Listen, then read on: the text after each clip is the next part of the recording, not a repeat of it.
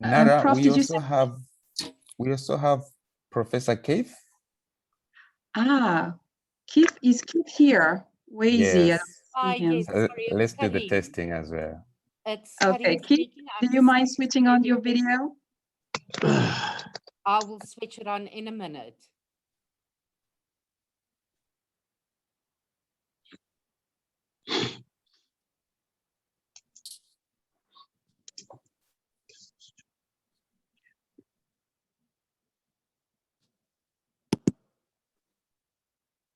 Hi, everybody. Hello. Hi, I'm going to get keys now. I just wanted to test everything. Cool. Thank you so much. Thank you.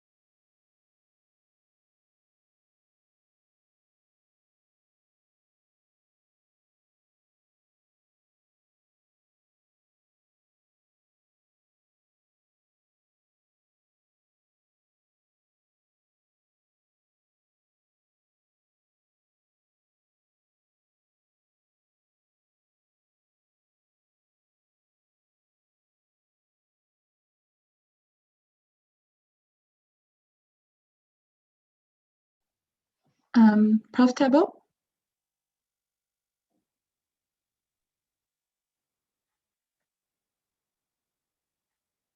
We are ready when you are, I think. Nara, I can't hear you. Most of the panelists are here, so I believe we can start when you are ready.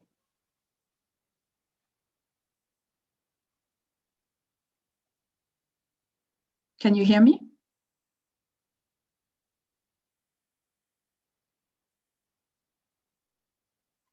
Tabo, we cannot hear you.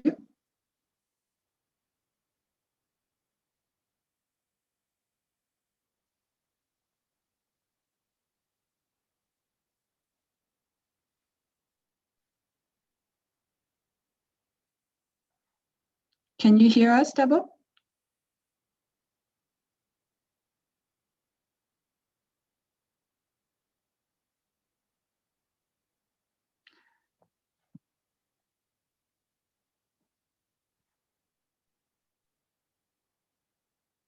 I can't. No, I can't. I don't know why. Okay, try to see if you have, Christine, can you hear me okay? Yes, Nora, I can hear you. Okay, then Tabo, check again your interpretation button.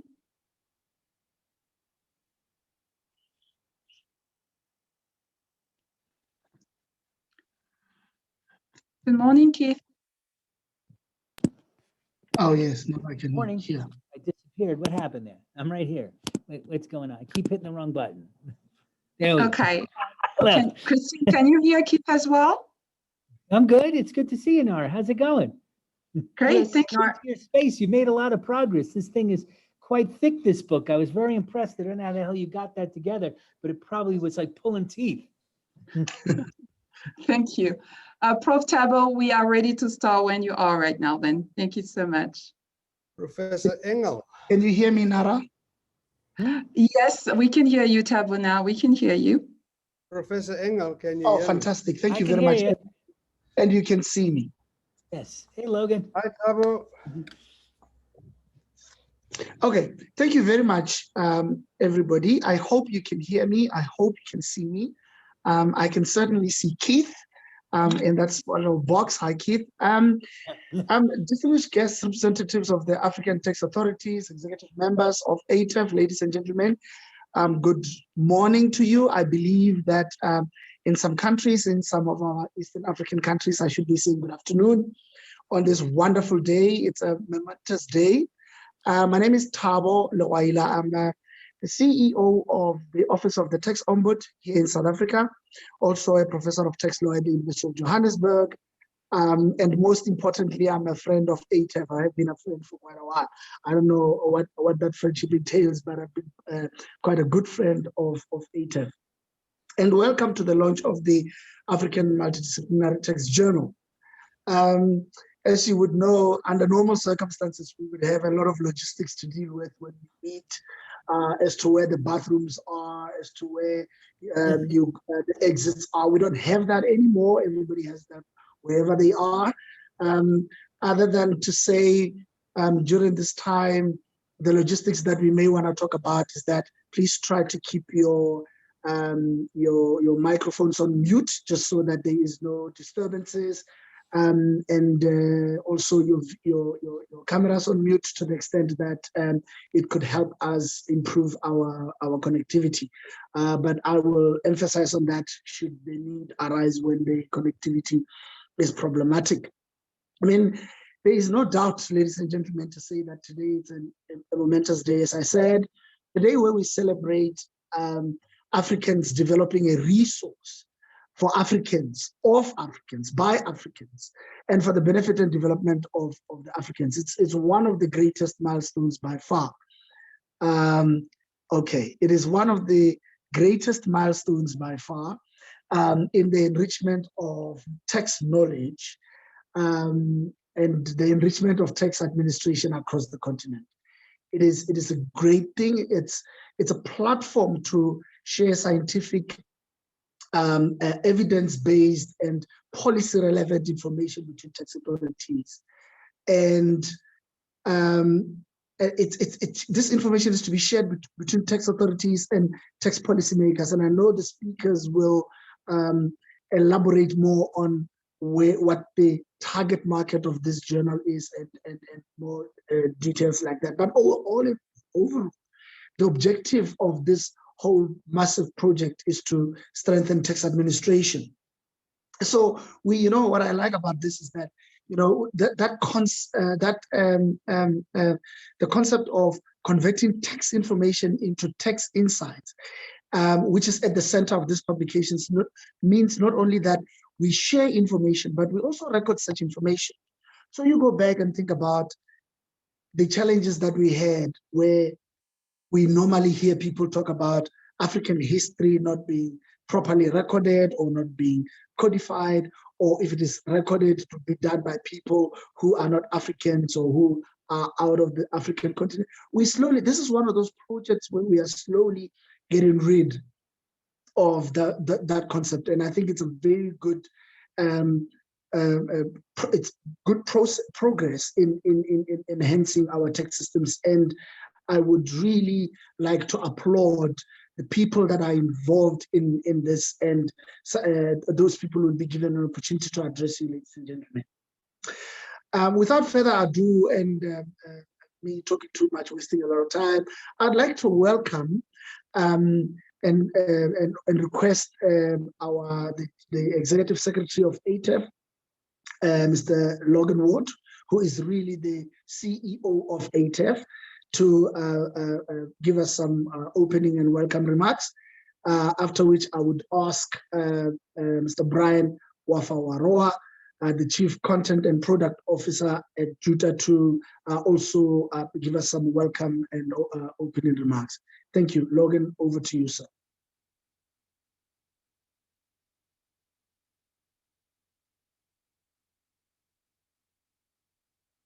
You're on mute, Logan. Too many Zoom meetings. Thank you very much. Logan, you're still on mute. No, we can hear him, Prof. Tabo. Just a moment, just a moment. Okay, now I can. Yes, it was me who did the typical speaker mistake. I did not choose my language and mute the original. And if as a speaker you don't do that, people cannot hear you. So that is what happened to you, Professor. I apologize. So, first of all, good morning, everyone. And thank you, Professor Leguaila, for your kind introduction. You are indeed a good friend of ATAF. It is really good to see on the screen Professor Annette Ugutu, who is a founder member of the African Tax Research Network that in the end gave birth to what we are having here today. And Professor Keith Engel, who I know from our days in the National Treasury and SARS. So, ladies and gentlemen, good morning to the board of the African Tax Research Network, the ATRN, to the members of the ATRN, to all the academics and researchers from the continent and across the world, to the commissioners, the directors general of all tax administrations, to the chief content officer of Juta Publishers, Mr. Wafara Rowa, also the representatives of the ministries of finance and other government officials, and importantly, also the representatives of the ATAF development partners, our funders, our donors, our multilateral partners present here today. Good morning. It's a pleasure for me to open this meeting. It was in 2015 that we at ATAF launched the African Tax Research Network. We launched this with a vision of setting a platform of choice for African tax researchers from across the world, from tax administrations, from academia, policymakers, where they can connect and share and generate policy-relevant research on tax policy, tax administration, legislation, and provide tax thought leadership. And so we are glad to see this vision unfolding. And part of that, the milestone of the launch today of the African Multidisciplinary Tax Journal as it becomes a reality. You know, when we set out to do this about 6 years ago, the idea was built upon 3 pillars. The 3 pillars of what we call building thought leadership on tax matters on the continent. At the time, we felt that not much of tax research on the continent is getting sufficient exposure. A lot of statistics and analysis that ministries of finance were using across the continent, from South Africa to Egypt to Senegal, to Rwanda, Uganda to Ghana, was based on analyses and information and statistics prepared largely through Article 4 visits of the IMF and the World Bank, but also through statistical analysis from other multilateral institutions, including the EU and the OECD. And to a large extent, these were useful.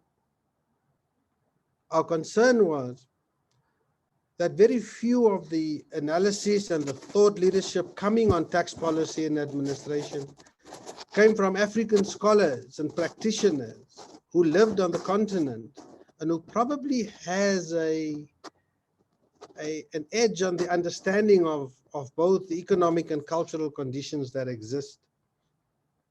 One example of such consequence is my pet obsession, and that is the spread of VAT across the continent over the last 1.5 decades as a key policy choice from the multilateral institutions in its advice to tax administrations and tax strategy across the continent. And the key basis for this has been that it was easy to collect, but to a large extent it impoverished a lot of people and disproportionately taxed people. And the places where tax had to be collected, high net worth individuals, politically connected persons, the extractive industry, and especially in corporate taxation, the effective minimum tax rate was very low. And consequently, that bringing some of Africa tries to understand that Africa is what it is in terms of domestic resource mobilization must take into consideration the levels of informality and the level of non-compliance by the connected sectors of our society. And so our 3 pillars consisted of the launch of the African Tax Outlook, which is now, I think, Dr. Monkam, also in about its 7th year of publication. Our Executive Masters in Taxation, which we will be relaunching soon in a different form, that have graduated more than 80 master's graduates. And then the African Tax Research Network, which we launched in 2015, and today the journal out of that. And that has been the vision, and Dr. Monkam has worked very hard with various teams to lead most of these processes. And so today we have all of them. And the question arises whether ATAF should be the place for these things. Probably not in the long term. In the immediate term, yes. And then as the ATRN and the Executive Masters and the journal evolves, we probably should find appropriate homes for them and continue its link with ATAF as we unfold and as the organization becomes stronger. So since the launch of the ATRN, we have seen the production of 365 research papers, of which 281 have been presented at the various ATRN congresses over the past few years.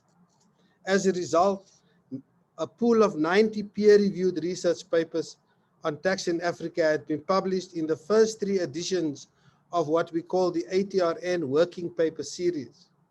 This, the first issue of the African Multidisciplinary Tax Journal, is born out of all of this research.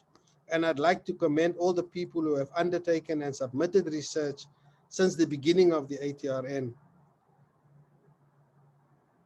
Also, the various review panels who have taken so much time to double-blind review these researchers. These are seasoned academic researchers, postdocs, current full professors, PhD candidates, master's students from across.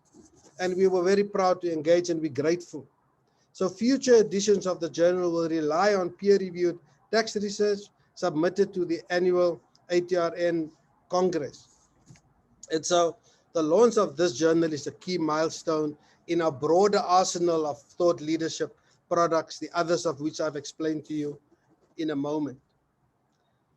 The journal therefore complements these products. It also complements the ATAF data bank that we have just launched, the Tax Outlook, the Tax Administration Library, the ATAF Tax Expert Database, and related products. So it all comes together in a bundle of intellectual, academic, analytical, and statistically based products that is not only for tax administrations, but products to be used by policymakers, by business, by academics, some of whom who are here today, and we hope to make this the best and most referred to journal on tax matters on the continent. In my own recent attempt to do some research, I did notice that there are not many Africa-based journals or publications that are cited. Professor Ogutu, yours is probably the widest that I've come across, and I'm very grateful and proud of that. We need more of the type of volumes and quality of research that people like you produce. And so tax policy and strategy and tax administration, the impact, the evaluation, the statistics, the analysis from an African perspective is very, very important. And that is what I believe this journal must help to do. With the launch of this journal, we see the ATRN becoming bigger and even more important on the African landscape. I will be convening a meeting with the board members and reviewing the institutional formation of the ATRN towards a meeting of ATRN members later this year. And during the discussion of this webinar, experts will further unpack some key questions on research in Africa, including how should research output from the journal be best applied to policymakers in tax? How do we best bring research recommendations to policymakers? How do we best sensitize policymakers to the relevance of the journal as a tool for policy reform and strategy on the continent? The first issue of the journal would not have been possible without the hard work of the team in the ATAF Secretariat, and particularly Dr. Nara Monkam, who has given her everything to make this possible. And she has had to go through very, very difficult hoops and difficulties to get here, including a lot of battles with me. And she overcame all of that. And I want to congratulate you, Nara, for pursuing and persevering that we have what we have today. Also, to Desiree Ottner and Frank Kalazinje, who pioneered and steered much of the work for the journal today. Furthermore, also to the editorial board and the reviewers under the leadership of Professor Uwalomwa, the editor-in-chief, the authors, and indeed to Juta publishers. So I will call you Juta. I don't know how other people call you, but I'm from the edge. I'm from the bottom part of Africa in the Cape, where a J is called a J in any language. So I will call you Juta. So we want to thank Juta Publishers. Also, all of you have our sincere appreciation. Importantly for me, we need to thank the researchers who have bettered their time and their effort on ATAF, on the ATRN, on an African institution with no record, and have given us seriously good content and effort. To the board of the ATRN, and especially those academics and professionals who have agreed to peer review this 365 papers over time. And they've given their heart, their love, and their commitment to all of this. And that is what we need to thank in this launch today.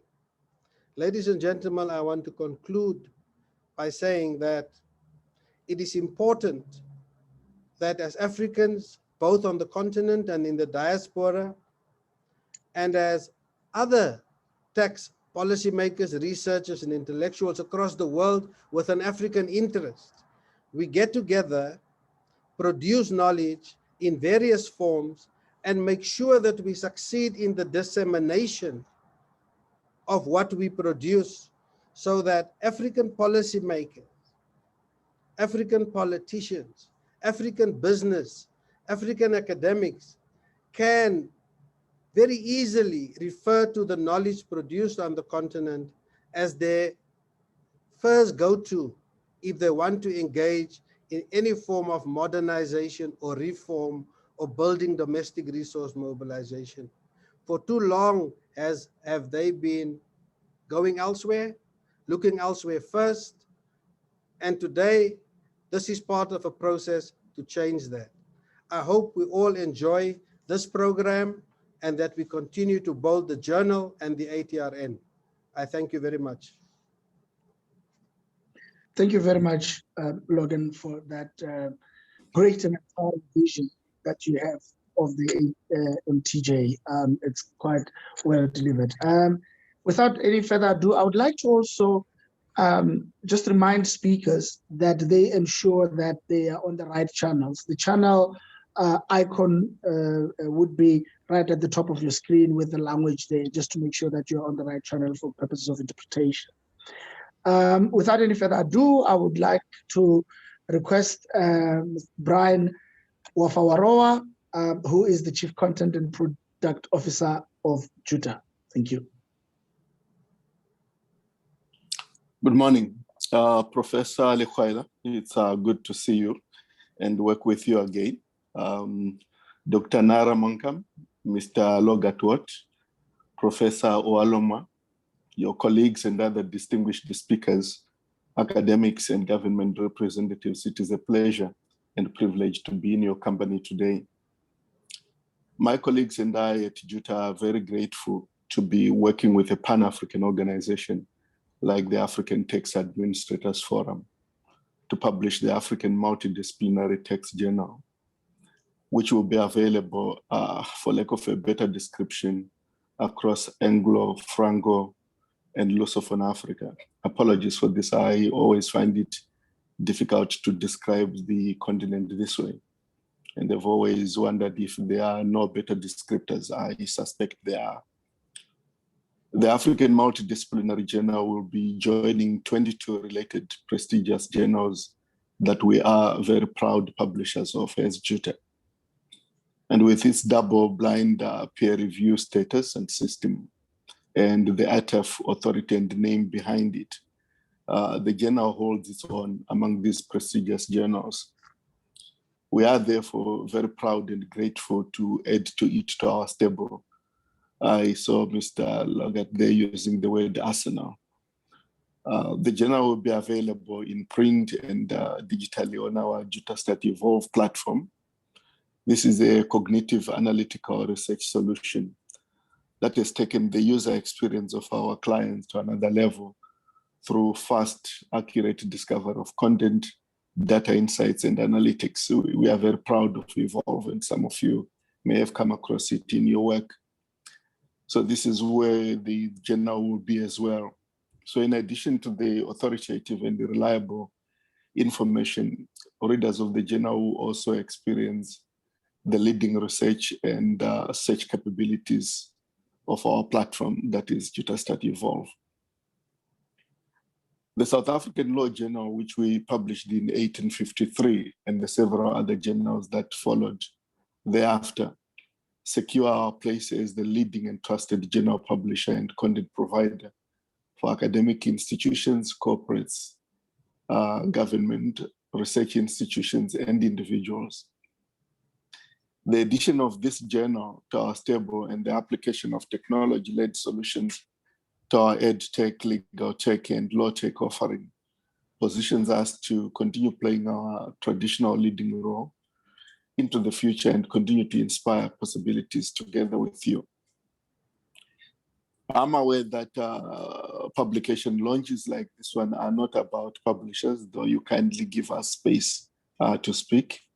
They are about publications and authors and those people that work to produce this. So let me, on behalf of ATAF and my colleagues at Juta, congratulate the team that produced this journal and leave time for us to hear from the experts about the journal.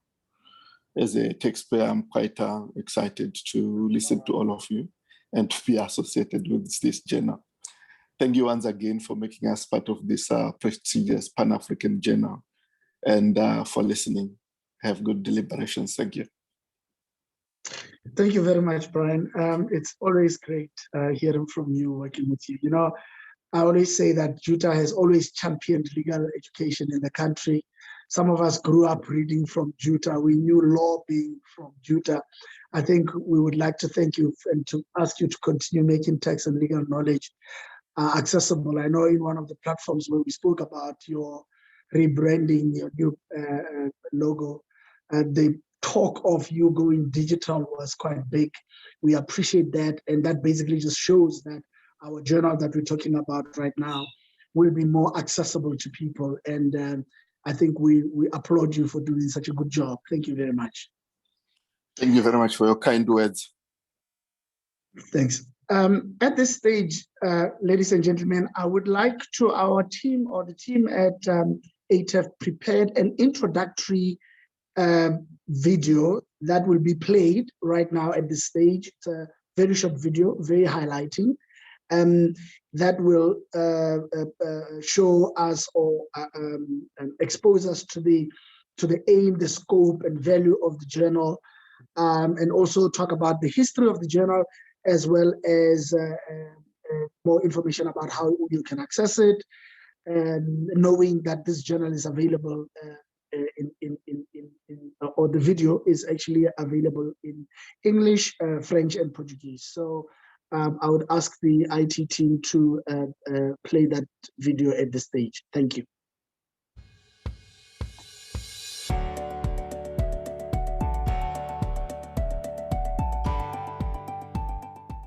Juta and the African Tax Administration Forum, ATAF, are proud to announce the publication of the African Multidisciplinary Tax Journal, the AMTJ, which has been born out of ATAF's African Tax Research Network, ATRN program. The journal is the fruition of ATAF's dream to give its 40 African Tax Administration members a voice and vehicle to disseminate tax research that is scientific, evidence-based, and policy relevant. Its ultimate goal is to assist decision makers in strengthening African tax systems and maximizing domestic revenue mobilization in Africa. The African Multidisciplinary Tax Journal builds on the 5-year success of ATAF's African Tax Research Network, ATRN, annual congress, which was first held in Cape Town in 2015. Since 2015, more than 365 research papers have been submitted to the annual ATRN Congress, out of which 281 have been presented. presented. After the gathering each year, authors are invited to submit their final research papers for consideration for publication in the ATRN Online Working Paper Series. As a result, a pool of 90 peer-reviewed research papers on tax in Africa have been published in the first 3 editions of the Working Paper Series. In 2019, ATAF partnered with Juta, a trusted journals publisher and provider of technology-enabled knowledge solutions, to create the AMTJ. The first edition of the AMTJ contains 16 articles touching on topics including value-added tax, tax and gender, digitalization, tax compliance, use of ICT in tax, fiscal policy, customs revenue, VAT refunds, and carbon tax. The articles, authored by over 20 authors, were rigorously critiqued by a team of over 15 editors and reviewers from various disciplines related to taxation. The second edition of the AMTJ is expected at the end of 2021 or at the beginning of 2022. With a growing stable of high-quality research journals in the fields of law, governance, and tax, Juta welcomes the birth of the African Multidisciplinary Tax Journal, a proud first for us that will see the best of African tax research being published in English, French, and Portuguese.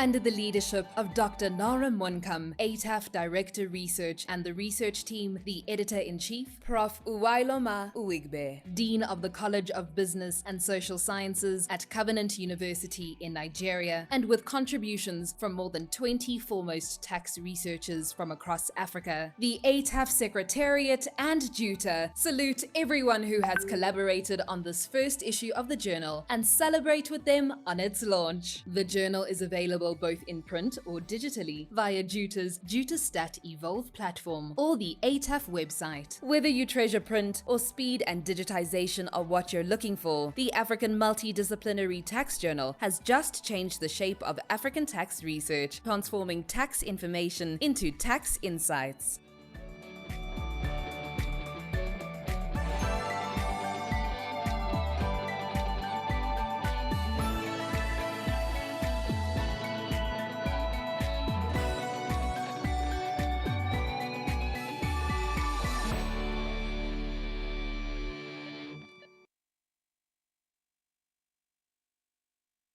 Thank you very much for that. Very, very informative video about the content and the mission and the accessibility of the journal.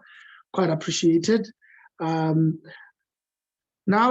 that video also introduces Professor Uwigbe Uwailoma, who is the editor-in-chief of the AMTJ journal that we are launching today.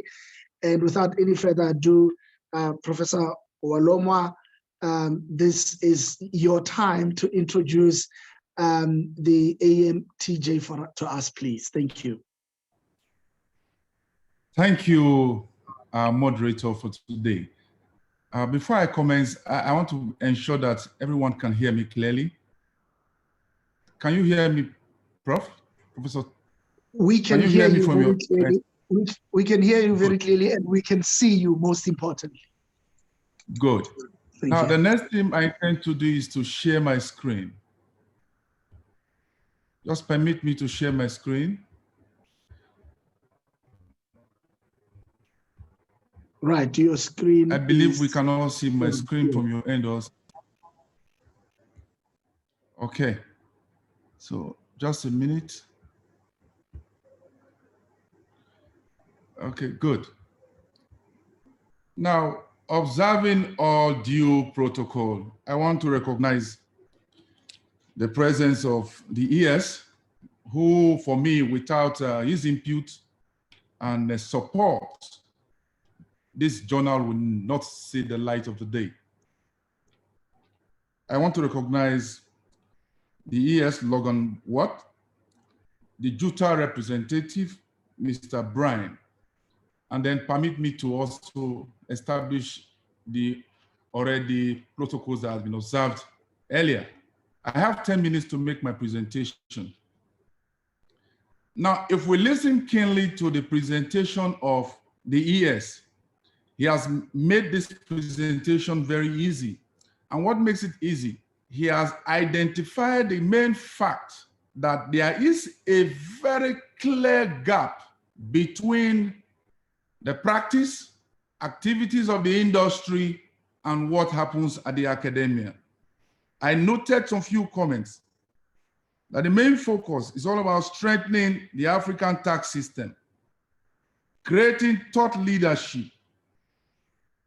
that will bring about good policy administrations, both among scholars and all facets when it comes to tax issues. He also talked about the wide gap when it comes to the economic and cultural conditions from persons involved in tax activities, especially from the academia. And for me, we are happy to have a bet of the African Multidisciplinary Tax Journal that is here out to address some of these key issues. Apart from the fact that he has identified some key issues, some of which he has talked about, there are other key issues relating to tax in Africa that has been the bane or challenge that has bedeviled the African tax system. And as we proceed, and for persons who are listening, when you have a first-hand touch into the content of this journal, some of these issues have been addressed. However, going forward in subsequent editions, what makes this journal unique and what makes this journal different from other existing journals is the fact that it's a journal that is going to bring both the practice and the industry together. So at the end of the day, the landscape of African tax will be changed because we are going to take this journal back to the industry, and then policymakers will have a first-hand feel, because what we believe as an African is that tax policies must be evolved from a methodological approach. Policy should be derived from theory into practice, and then there should be a blend of both aspects of the industry just to ensure that whatsoever that is trending in the industry is in line with what is in the academia. Now, going forward, which has taken much of our time, I'll move on. What's the main vision of this journal? To be a source of original, high-quality research. Logan has clearly stated it clearly, that papers using analytical, empirical, and field study methods. Over the years, we've observed that the methodological base of African tax has been very weak, and as such, findings from such research are not taken seriously. And that is the main basis for this particular journal. The video that was just shown, where we have over 300 papers presented so far, out of which only 16 of the best were selected. That has helped us in achieving this main vision. And we intend to maintain the momentum, ensuring that findings from this process are quality research, the methodologies that are coming up are practical, that will bring out sustainable input in solving real life situations that are derived by Africans. Because as we believe, it is we, the Africans, that will solve our own problems. And what is the vision of this journal? To encourage tax research in Africa, and then to shape the thought leadership, because it is no longer business as usual. What is happening out there is not in tandem with what is happening in the academia. And so both parties must work together. And how do we work together? Going forward, in the subsequent edition, we'll be having talks where persons from the industry will be telling us what are those trending challenges that need to be solved. What are those areas that persons should research into? Not only persons from the academia, but persons from also from the tax administrators too will be involved in such research. And that's why we must promote collaborative research. So at the end of the day, solutions that will be coming up will not just be academically based solutions, but solutions that will bring out real currency into the current situation as it trends. What are the main aims? To become a reference point, of which by this opening today, by this launch today, I have not seen any of the journals. Most cases you see them online. This is an official launch, and I believe the entire continent is watching this real time. And also to provide a high quality based applied research that will bring that will aid policy, legislation and administration. Also to collate and promote homegrown. Basically, the 16 papers we have today, they are all from the continent of Africa. These are Africans providing solutions to tax issues as it relates to their own environment. What about the journal? It's also important we have a brief insight into what the journal is all about. The African Multidisciplinary Tax Journal is a double-blind review journal.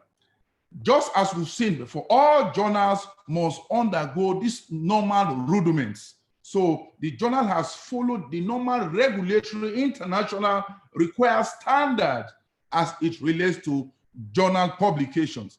And then we have a quality personnel that will be involved in this process, as we've seen so far. And then what are the main value proposition? Original publications comments must be original, high level and evidence-based. When we say multidisciplinary, what are we saying in essence? It must not just be a journal that's just one-way direction. Thoughts across all facets of life as it relates to tax issues are put together. And it is not an academic-based journal, no. It is a journal that is made for both the academia and persons from the industry, because there is this hue and cry that there is a need for the town and gown to meet together for us to come up with good policies that are based on real currency, as I said earlier. What are the policies that guides the journal itself? The normal review processes, double-blind review, as I earlier highlighted, the editorial review processes. And as we proceed on this particular point, it is also important to highlight that it is not in the interest of this journal to be an all-commerce affair. Persons publishing in this journal, just as you have in top journals in the world, like the Francis and Taylor, it is our desire that publishing in the African Multidisciplinary Tax Journal, entering here makes you the best of the best when it comes to tax issues in Africa. And so it is not an all-commerce affair. It is a practically based journal that will add value to the African continent. And the main vision, it is not just for publication purpose, it's also to be among the big players, when it comes to the top ranking journal in the world. As we speak today, it's also important to note that there is no one tax journal on the Scopus list. We have over thousands of journals in that list, but not a single tax journal. And the idea is to ensure that between the next 3 to 5 years, we become listed, we become indexed in that Scopus index list. Copyright issues has been followed to ensure that authors don't end up plagiarizing, and all necessary checks has been made, and acknowledgements where necessary were also applied. Privacy statements as it relates to journal policies were also followed, and disclosure and conflict of interest, situations where publications were sponsored by organizations, all has also been put or taken into consideration. Plagiarism checks, we have it as a policy that we must do our normal Turnitin checks to ensure that we don't have plagiarism issues. Now, what were the criteria for selecting manuscript? This is very, very key, because we know over the years, just as the ES has clearly stated, where persons just end up doing what we call copy and paste. Copy and paste. You copy here and there. This has not been the case. Majority of the journal, majority of the articles you find there, the 16 papers you find there, they are well thought out, quality, highly based methodological papers that were selected that will definitely stand the test of time over the years. So the problem statement must be clear. A clearly stated problem gives us a good area for us to know the problems that will be solved at the end of the exercise. The foundation will also take into consideration the clarity. At the end of the day, what type of research are you embarking on? Is it a research for the shelf? The idea of this journal is ensuring that the final outputs are well targeted towards policymakers, businessmen, business organizations, in ensuring that tax issues are addressed directly. As I said earlier in my earlier comments, in subsequent calls, we intend to do this. Persons in the industry, organizations across board will let the journal know those areas that deserve persons to research into, that deserve persons from the industry to look into. For me, that is how theory should go. That's how you come up with policies. When you come up with such policies, policies are first of all simulated to see the likely impact that some of these things we have in the economy, rather than just imposing policies on a particular organization or a particular country, as the case may be. In the long run, we end up becoming reactive to issues rather than being proactive. And these are some of the targets, these are some of the aims we intend to achieve while going through this method.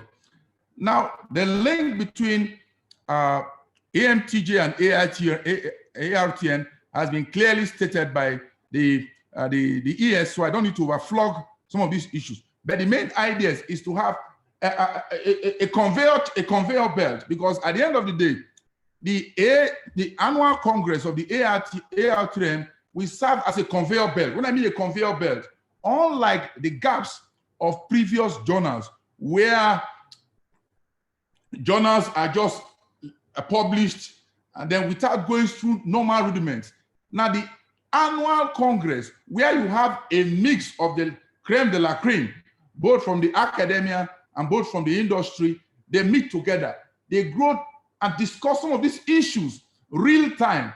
And then majority, over 80% of papers from the Congress will form the bulk. But nonetheless, there will also be a call for paper for special issues to address some of these same issues. So at the end of the day, we have a blend of both the industry and the academia in giving us the required goal. Now, before concluding my speech, it is also important for me to highlight this fact. Two main papers were selected, not in hierarchy, but just in order of occurrence. Now, one of these papers looked at the assessment of the impact of electronic physical device as it affects VAT collection. And these were some of the findings observed, that the deployment of electronic device has not resulted in increased VAT collection. Now, on the facial value, what does this tell us? It's very clear.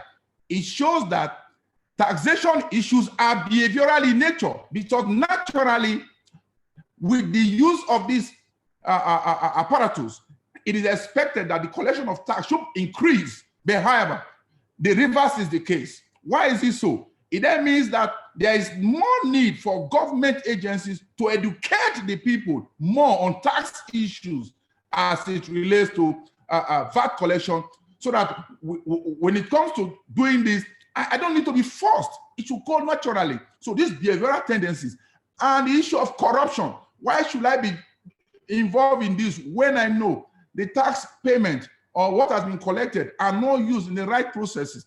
These are what government should look inwards while thinking about, while making their policies. the next suggestion provided that a system pairs sales purchase would help deal with the problems where taxpayers inflate purchases to reduce the tax liability. The same point has been noted clearly. So these are some of the likely things, and this study was carried out in Malawi. Now the next question is, will this same methodology that has been applied in Malawi applicable to Nigeria or Ghana?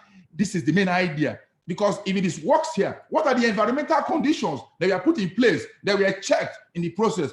These are some of the issues I think that this journal will address in course of the exercise.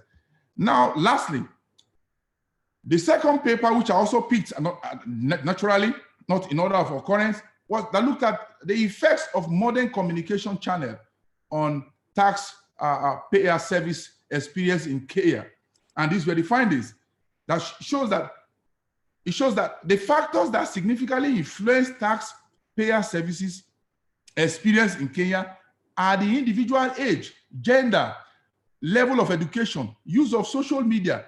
Now, the next question, as a judge or affair, now reconcile these findings with the findings of the previous researcher. You see, it brings to light behavioral, environmental, and other issues come to fore. And these are key issues that government and policymakers must address, must look to in details before coming out with policies. And as I said, policies are meant to emanate from methodological process rather than just implanting policies on organizations.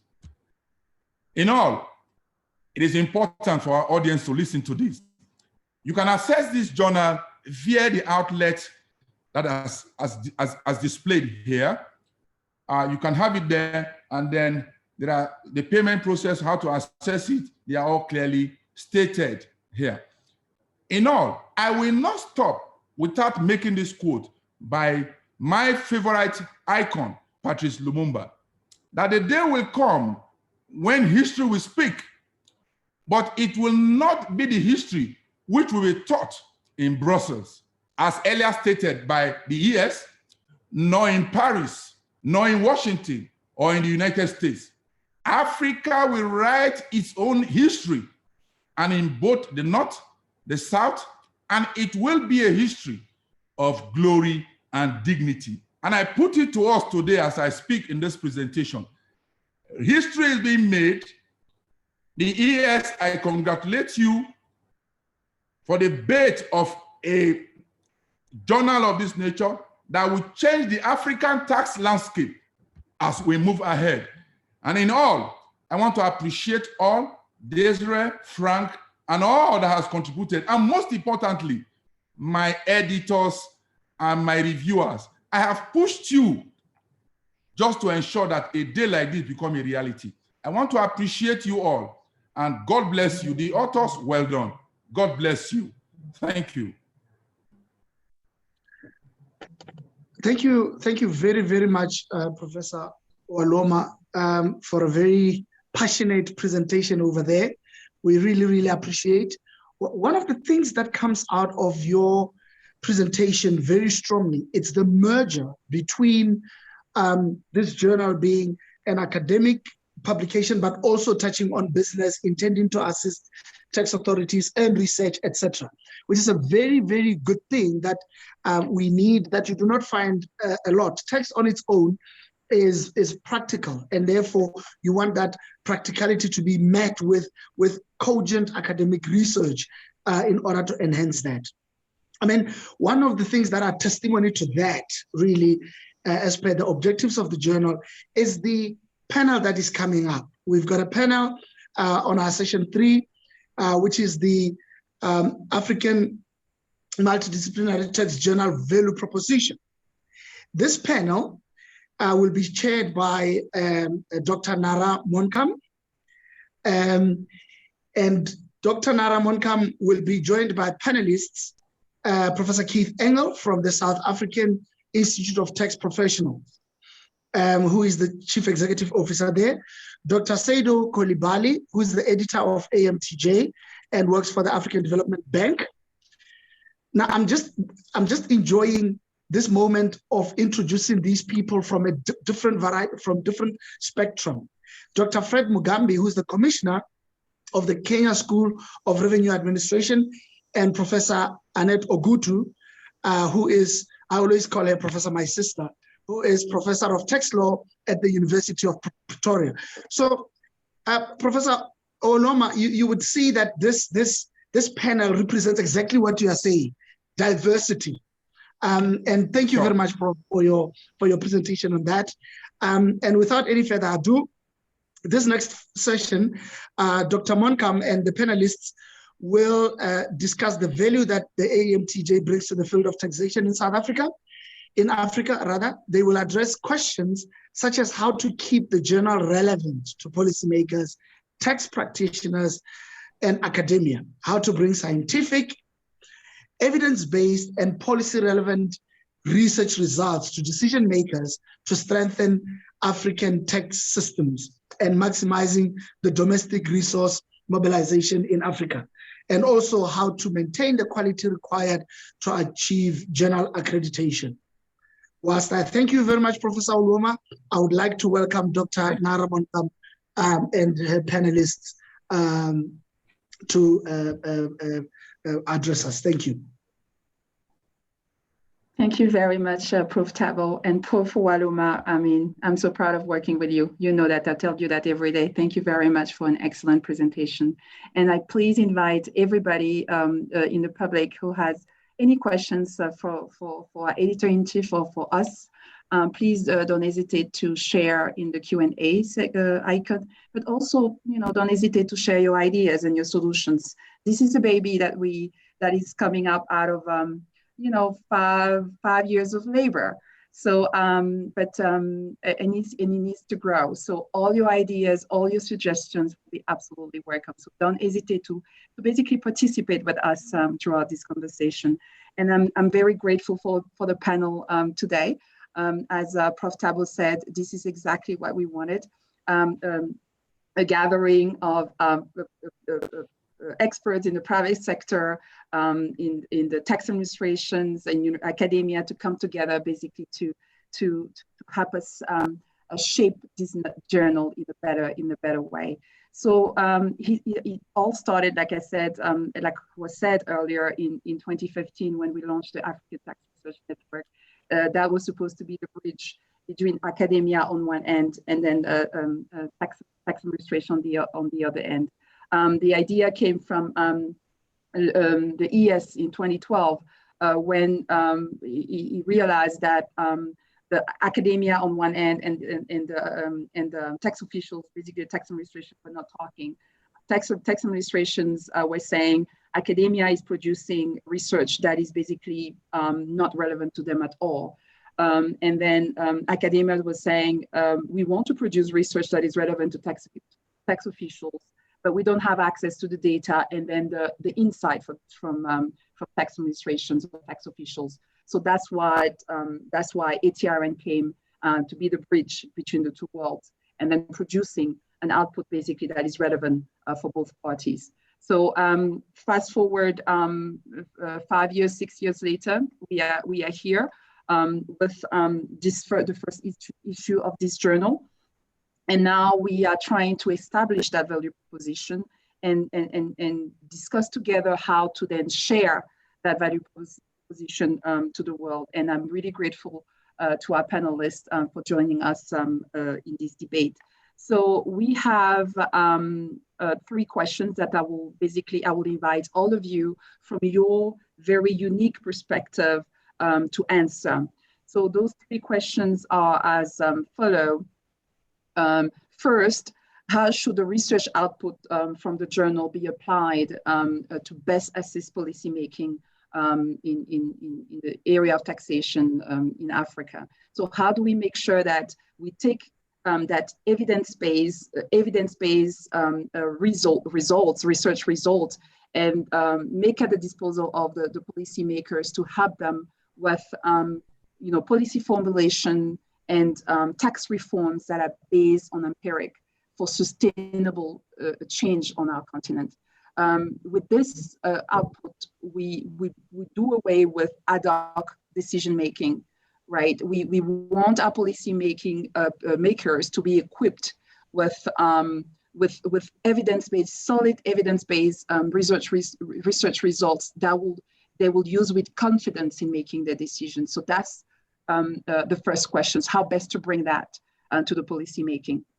And second, how do we make sure that the research recommendation that we're producing for the policymakers are brought to them, right? How do we make that available to them to ensure that we have absorption and adoption of those recommendations? Because it's one thing for us to write journals, to produce research, but it's another to make sure that that research is packaged in a way that can be accessible to the policymakers for them to basically make use of them.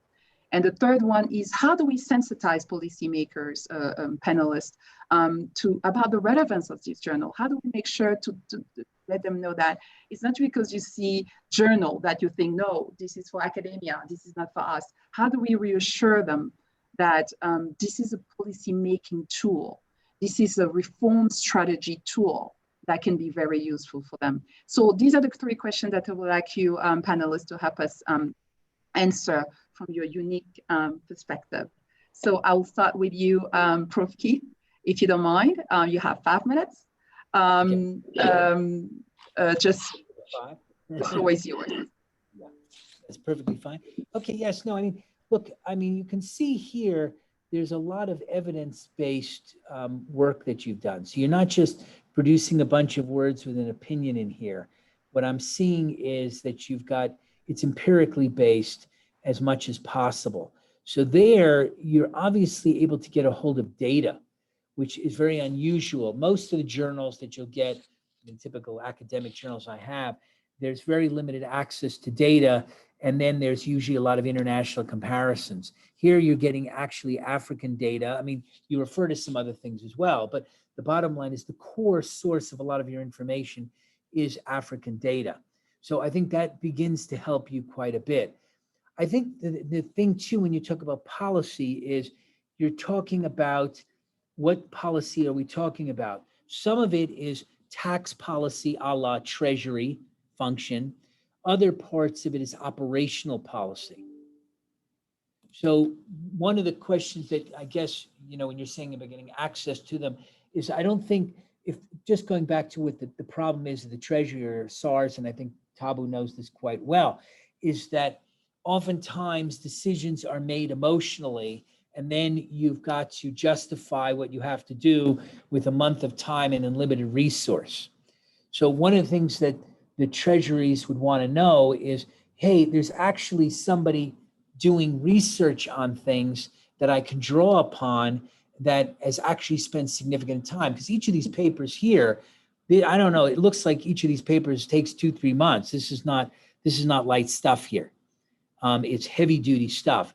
So I guess, you asked me, well, would it be utilized? I think, one, there's got to be the awareness of Treasury. This is available, that these are sent to Treasury.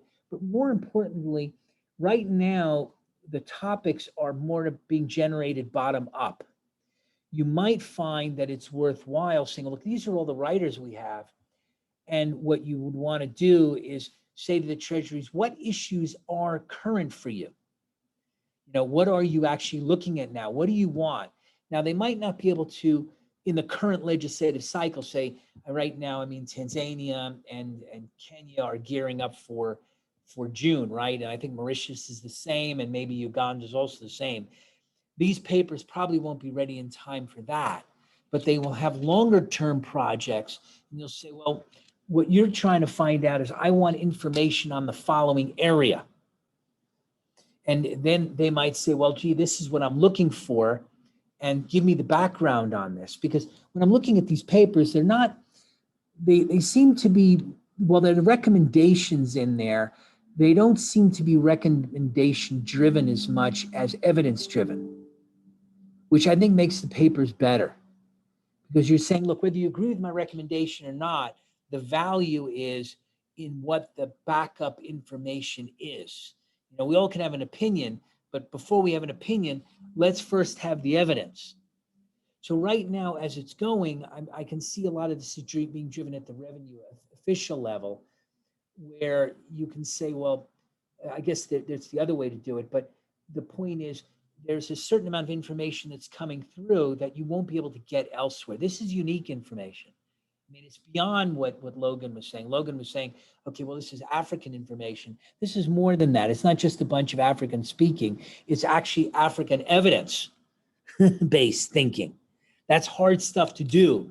Your treasury, for various reasons, will either not have access legally or they won't have the resource to get to it. So that gives them a pool. So if I'm going to say, if you want your treasuries paying attention, is we have access to provide you information you cannot get elsewhere. Now, you can do it one of two ways. You can do it bottom up or top down. It's probably both. The bottom line is you had to do it bottom up to show them you could do it. So to the extent that you've had it bottom up and to show them that you can do it, then what you need to do is say, well, if, like I'm just reading on you have Liberian customs. Well, the issues on Liberian customs are probably not unique to Liberia.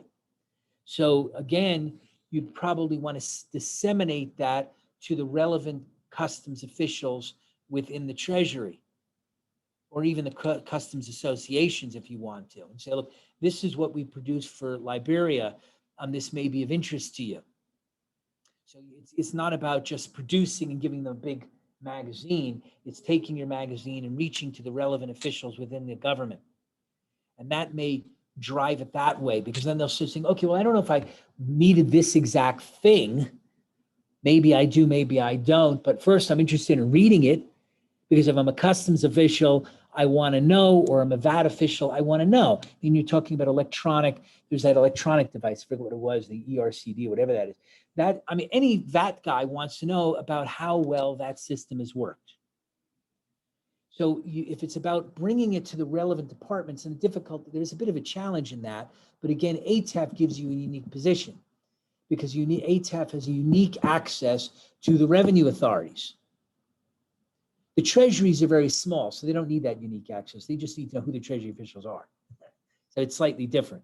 But the revenue officials are usually quite large or quite big. So if you take what you produced and not just distribute to the country you're interested, that you're focused on, but all of the other countries, they'll start seeing this data is coming out.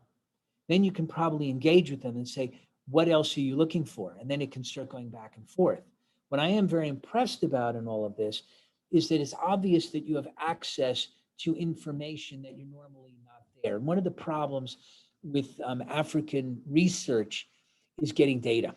Now, again, to be honest and to be fair, because we sort of get into this, oh, there's this problem in Africa and that problem, and it's all unique. It's not unique, okay?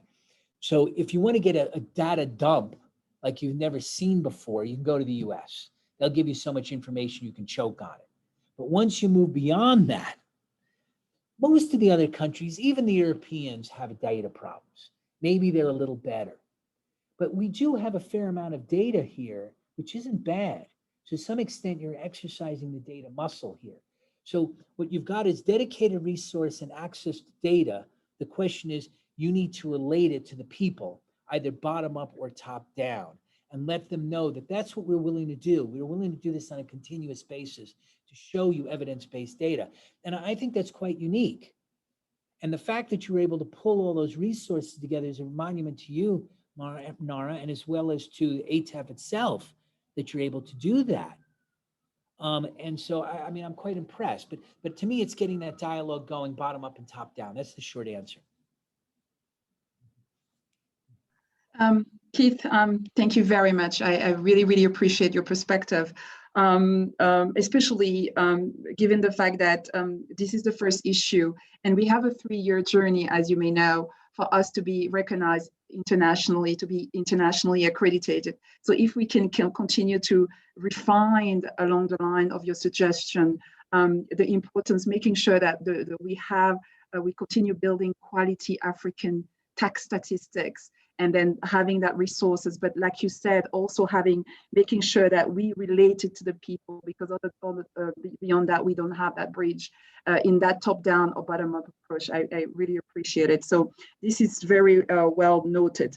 especially if we want to have maximum relevance, not only to the tax policy, like you say, Ministry of Finance or Treasury, but also the operational policy for the tax officials in the tax administration themselves. So your perspective is very well. Thank you so much.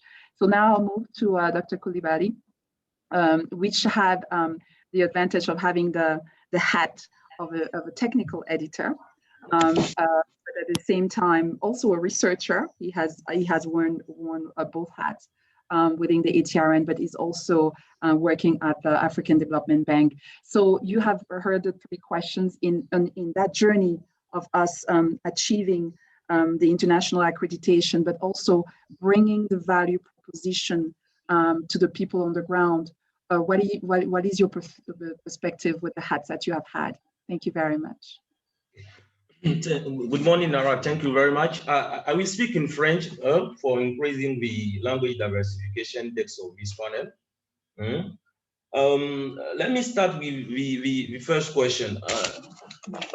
En fait, ce journal, comme vous l'avez vu. Just a minute. Oh, oui. Switch the language.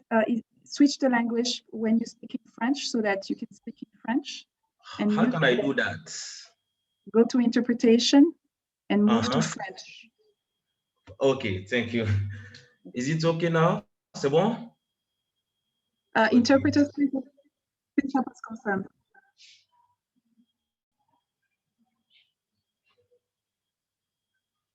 C'est bon? Is it okay? Is it fine?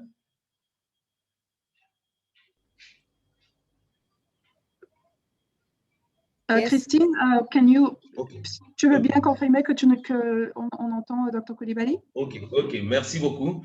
Donc, je disais que ce journal est le bienvenu. Donc, c'est un journal qui prend en compte des articles qui s'appuient sur des données des administrations africaines. C'est un article qui est également, c'est un journal qui met en avant des articles écrits par des spécialistes, des experts des administrations africaines, des gens qui ont travaillé sur les questions de fiscalité en Afrique pendant de longues années. Donc, ces éléments mis ensemble concourent à donner déjà un crédit au produit et au journal. Maintenant, comment faire pour acheminer, n'est-ce pas, les résultats, les principales conclusions issues des premiers travaux de ce journal vers les décideurs et les pratiquants? Donc, je pense que c'est l'action combinée de tous les pratiquants du domaine de la fiscalité en Afrique.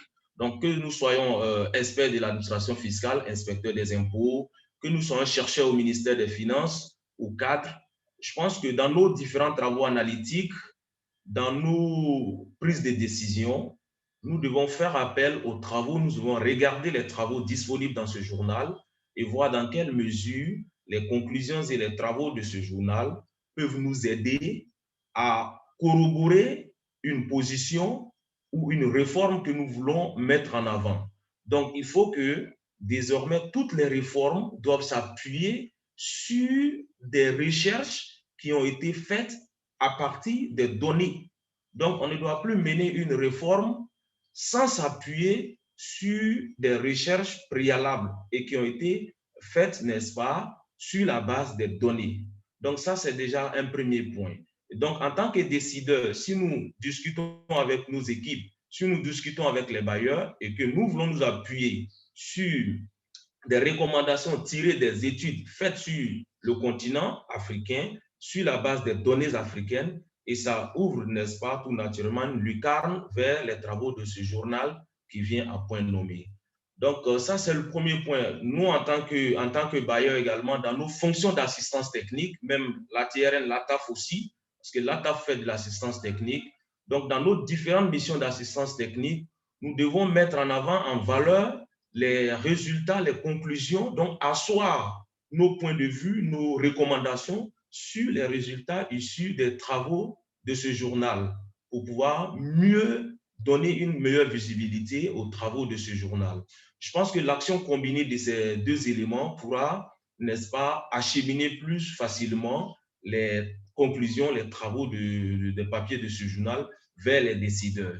Maintenant, votre deuxième préoccupation, comment s'assurer que les décideurs, les praticiens de l'impôt puissent vraiment s'approprier ces conclusions et les mettre en œuvre. Pour moi, il y a un élément fondamental qu'il faut travailler. C'est-à-dire que déjà, on a des papiers qui sont bien élaborés, des articles qui sont bien écrits, bien élaborés, qui respectent tous les standards de la discipline, la méthodologie, tout ça c'est bien fait. Maintenant, lorsque nous arrivons à la deuxième étape au niveau des décideurs, il faut prendre en compte l'acceptabilité des réformes qui sont proposées. Okay? Donc, l'économie politique doit jouer à ce niveau-là. Oui. Donc, quand on vient avec un résultat sur la table des décideurs, on ne vient pas imposer. On montre aux décideurs les atouts, les bienfaits des conclusions des recherches qui ont été menées. Mais au même moment, on doit lui dire les potentiels risques qui sont associés à la mise en œuvre de ces réformes. Parce qu'il y a des réformes qui passent difficilement. Il y a des réformes qui peuvent créer des remous sociaux, alors que les réformes en elles-mêmes sont bonnes. Mais leur mise en œuvre peut provoquer d'autres problèmes. Donc, il nous appartient de mettre devant le décideur les risques potentiels associés à la mise en œuvre de ces réformes et de lui dire comment faire pour atténuer ces risques. De lui montrer les mesures de mitigation de ces risques. Et une fois que le cadre est posé de cette manière, le décideur est dans une position confortable pour aller vers l'appropriation des réformes, des recommandations pour les mettre en œuvre.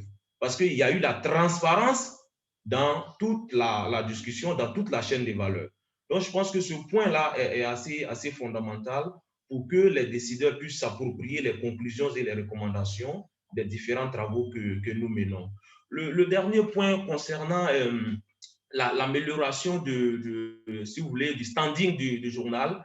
C'est un journal qui démarre très bien, avec des experts chevronnés, avec des praticiens qui vivent au jour le jour les difficultés techniques administratives de l'impôt en Afrique. Parce qu'en Afrique, vous avez des spécificités concernant la taxation qui ne sont pas nécessairement les mêmes en Europe.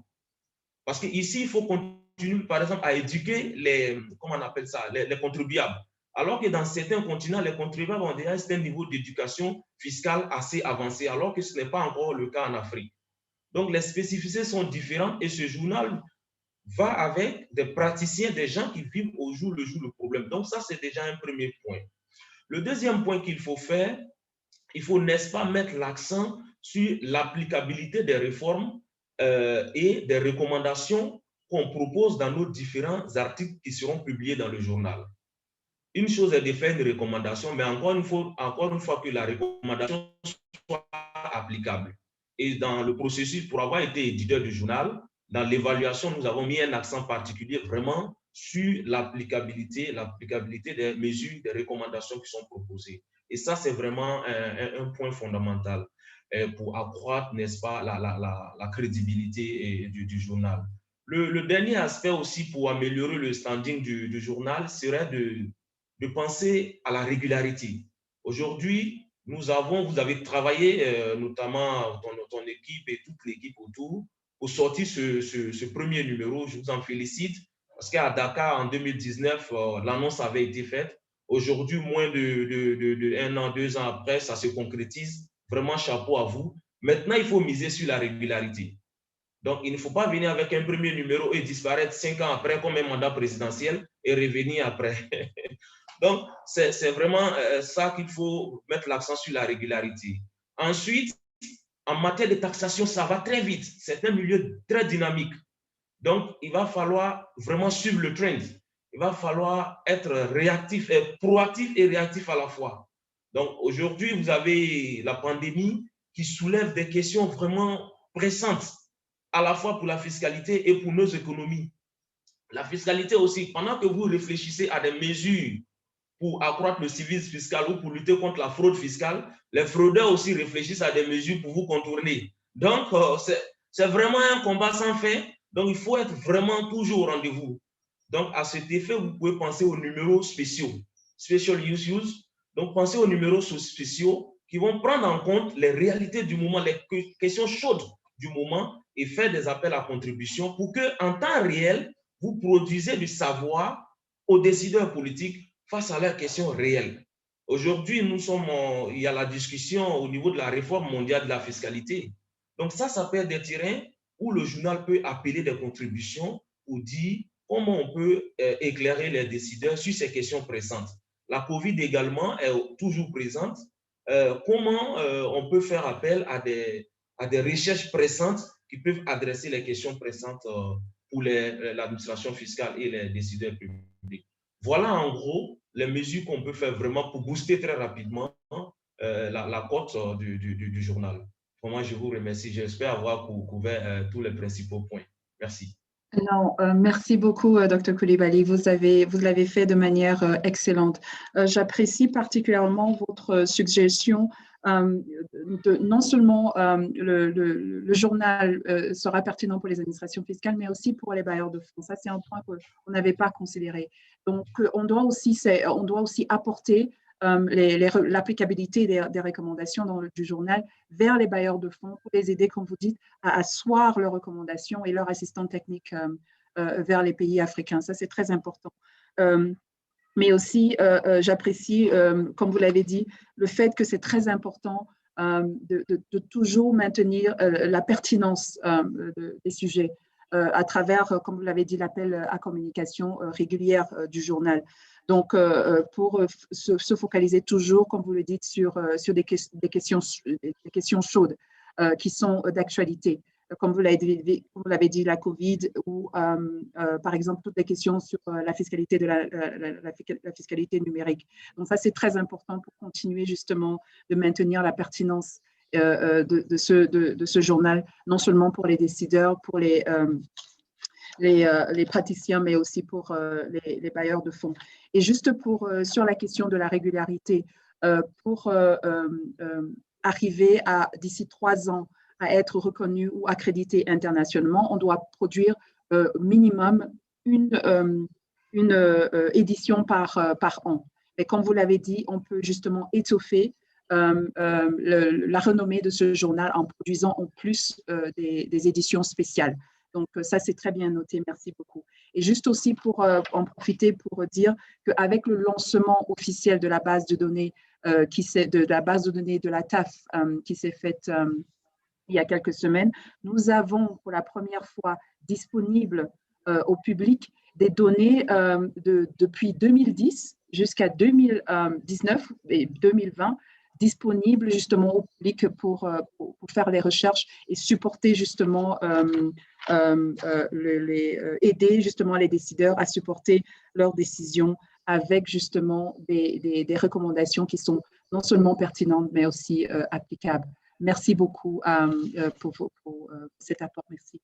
Donc, so now I'm switching to a tax official that is also wearing a bit of an academic hat. So I will invite Dr. Fred Mugambi, who's the commissioner of the Kenya School of Revenue Administration, KESRA. The same questions are posed to you, but now with your tax official hat. What do you think about strengthening the value proposition of the journal, but also bringing the value proposition on the table of these policymakers? Thank you very much, Dr. Fred. Thank you very much, Dr. Nara.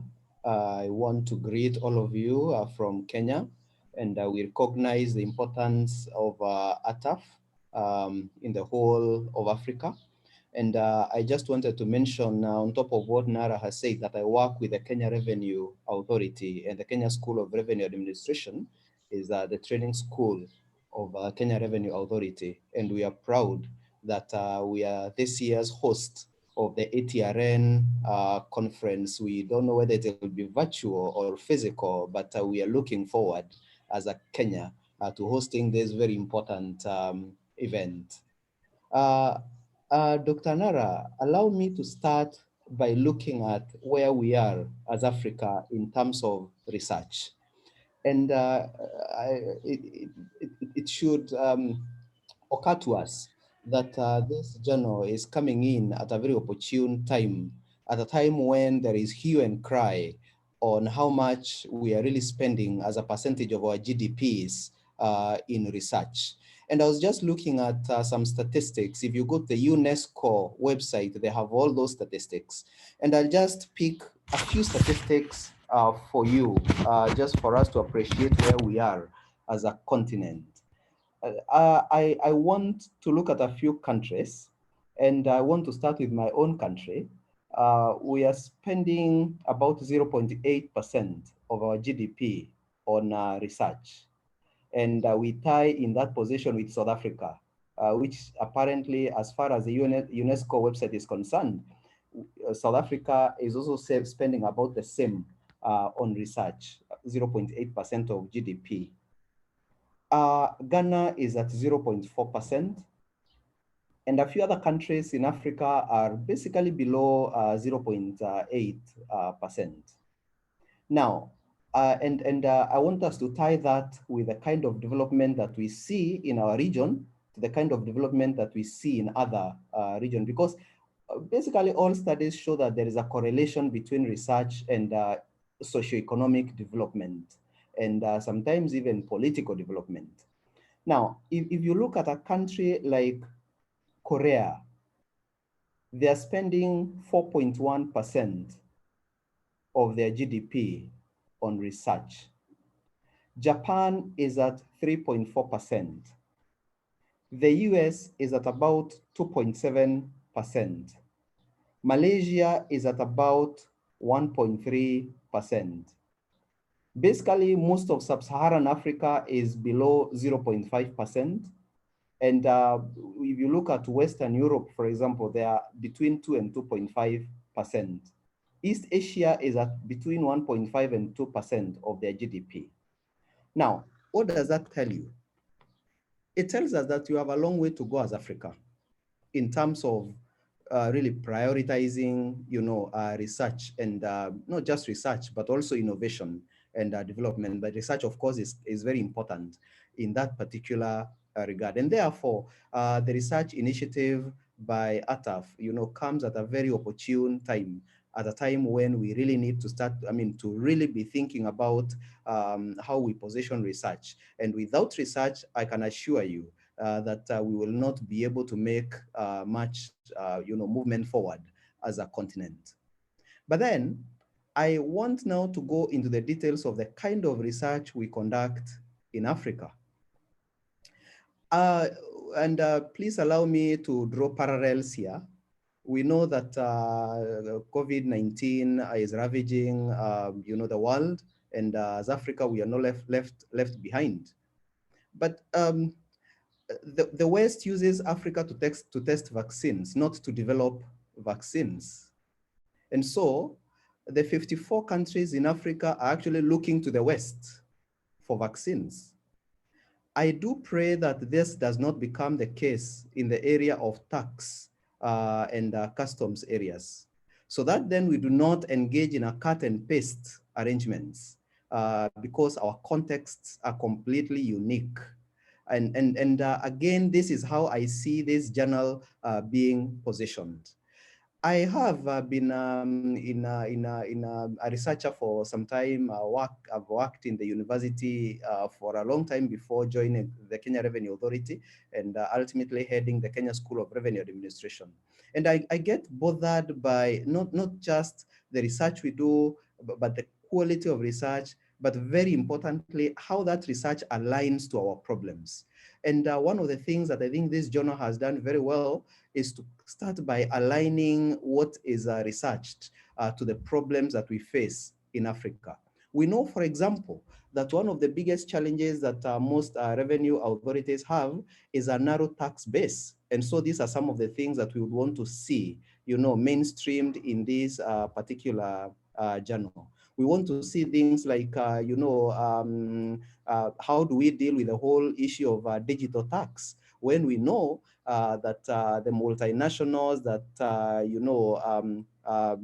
in the digital space are not, most of them are not African, and therefore, some of them will claim that they do not have a physical presence in Africa. Yet they are drawing huge amounts of their sales from Africa. And so how do we mainstream that? Because the revenue authorities are looking for solutions on how to deal with an issue like that. And therefore, it is important that we continuously focus on not just the amount of research that we do, but also the relevance of research. And moving back to your questions, one of the ways we could do this is by ensuring a very, very close alignment between the problems that we experience and the kind of research that is done. And in my opinion, our research journals should begin by, kind of prioritizing the areas per year. What areas are countries grappling with? What areas are revenue administrations grappling with? And those areas should be the areas that we research, we research on. If you look at, unfortunately, if you look at most of the research that is happening in Africa, we are researching problems that, well, they are problems, but they have no economic value to us at this point in time. We are researching things that will become relevant to us 25 years from now. What about the problems that bedevil us, right now? We are lucky to be in a space that allows, us to communicate research findings. And one of the challenges, again, that I find now as a revenue administrator, but also coming from the research side, the academic research side, is that the writing style that is used by academic researchers is far too complicated for policymakers. Policymakers are not professors. Policymakers are not necessarily PhDs. And so it is important that as we conduct research and as we, bring forth papers, even through this journal, that we are able to finally distill the research findings and the research papers that we have into very, very clear and basic 2-page research briefs, which then can be sent out as solutions, so that then we are not asking the Minister for Finance, Treasury, or a Commissioner General, or even the Executive Director of ATAF, Logan Watt, to read a 25, page research paper. He will not, and he's here. I can assure you, he will not read. Ladies and gentlemen, allow me, to stop at that point. Thank you very much. Thank you very much, Dr. Fred, for these. Oh, by the way, the stats. Thank you very much for sharing. It does tell us indeed that we do need to make more effort into producing more research or investing in research in Africa. And you remember Prof. Walomwa quote earlier that in order for us to tell our story, we do need to have basically to invest more in research and also data to be able to do that. I really take your point about the importance of aligning, making sure that we align the problems, the current problems with the solution.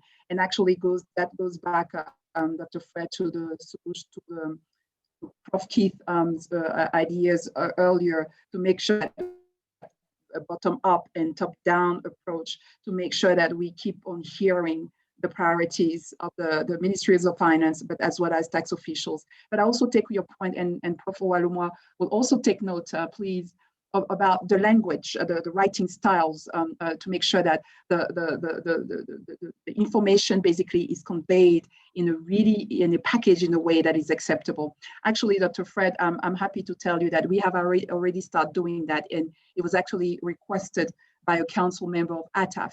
He said that bring us your solutions, your implementable solutions, into a 2-page summary.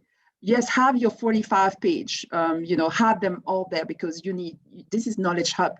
Have your 45-page, have your 25-page, but then give us a digested format. That's why we produce, Dr. Fred, what we call a compilation of African tax solutions. We produced the first edition last year, and we can continue to encourage the researchers whose papers have been accepted in the journal or previously in the ATRN working paper series. We say that now condense that into a 2-page, and that's why we produced the ATAF, the ATAF compilation of solutions.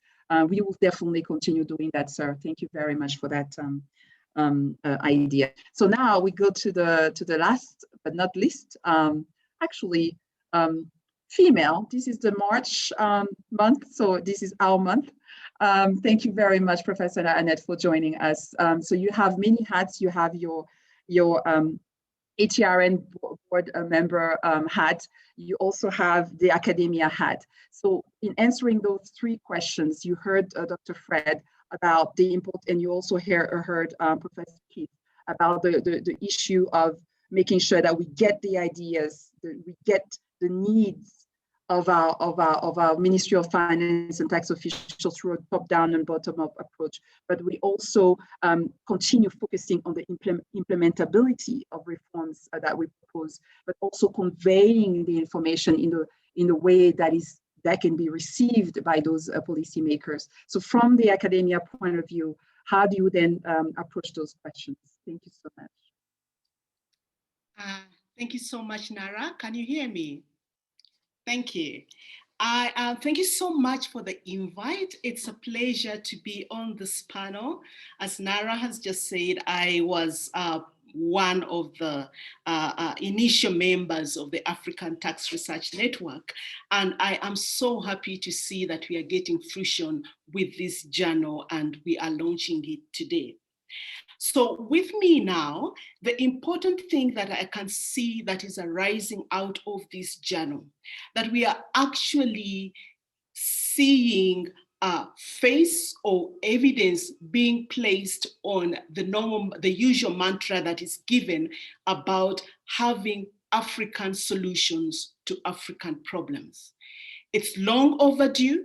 We need to change the narrative of the lack of capacity in Africa. That is always a crutch, or it's always an excuse that is given about Africa. We need to change the narrative about the lack of data in Africa. We need to change the narrative about the lack of knowledge and understanding of tax issues about Africa. So this is a platform that has been availed for us to break this narrative. And while at it, I would like to go back again and re-emphasize the issues that Professor Owaluma has explained about the challenges of research in Africa. And these challenges relate so much with regard to the silo mentality that we all have. The mentality exists among researchers, industry, policymaker, and tax administrations. So this is a big challenge that can not only be resolved by the publication of this journal. We need this mentality changed also by the various stakeholders that we've just talked about. And I'm glad that we are all involved. I'm sure we have industry among us, we have policymakers among us, and we have tax administration. This challenge, the silo approach, is not only going to be resolved by this journal. We all need a paradigm shift in the way we work together as various institutions. One of the underlying reasons why evidence-based research in journals is not applied by decision makers is the lack of appreciation of the interconnections between these various institutions and stakeholders, and the lack of appreciation of the strength that each one of them brings to ensuring domestic revenue mobilization. What we have is systems that are largely inward-looking, very self-protectionism that is in place, and we fail to draw from the strength that we can bring to each other. Ideally, the process to strong African tax systems and maximize domestic revenue mobilization should nurture the symbiotic and interdependent relationship between researchers, policymakers, and tax administrations, as well as industry. The process, even as Prof. Owaluma has just said, often starts when researchers identify a problem, conduct research, and present their findings so that policymakers can institute the necessary changes. Or it can start by policymakers or even industry identifying a particular concern and commissioning research on the same, something like that institutions such as the IMF actually does quite a lot.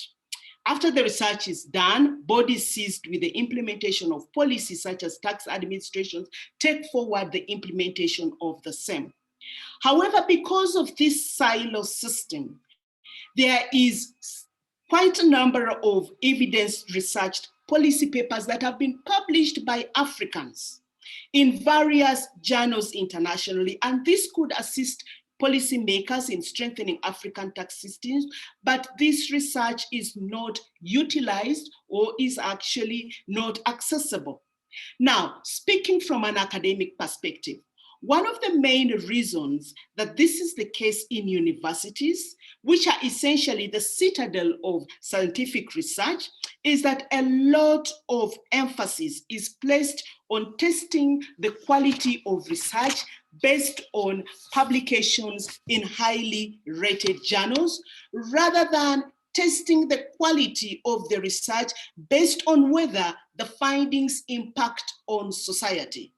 Academics in universities are caught up in a rock and hard place because they're expected to publish in highly rated journals in order to comply with their key performance obligations with respect to research. This obligation is, for instance, in South Africa, pegged on the fact that government funding to university is based on whether academics have actually published in those highly rated journals in order for them to get the funding and to continue with further research.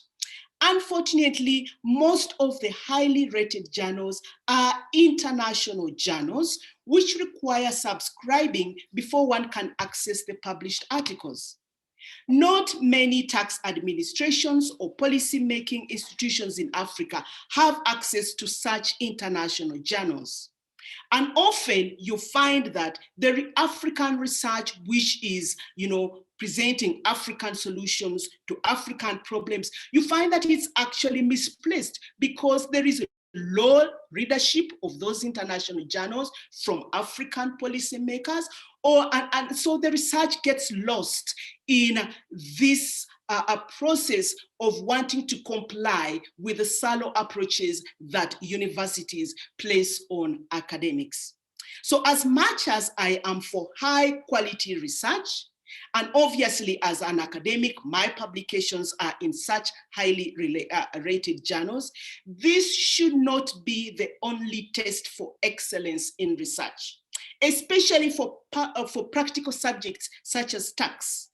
If research is published in the African Multidisciplinary Tax Journal, and it is to assist policymakers in strengthening African tax systems and maximizing domestic revenue mobilization, we need to intentionally address this silo system, not only by ATAF and this journal. We thank the editor for the emphasis he has placed on this, but it cannot be a burden that the editor and ATAF has to carry. So we call on the various stakeholders that is in this meeting that we need to intentionally break this approach.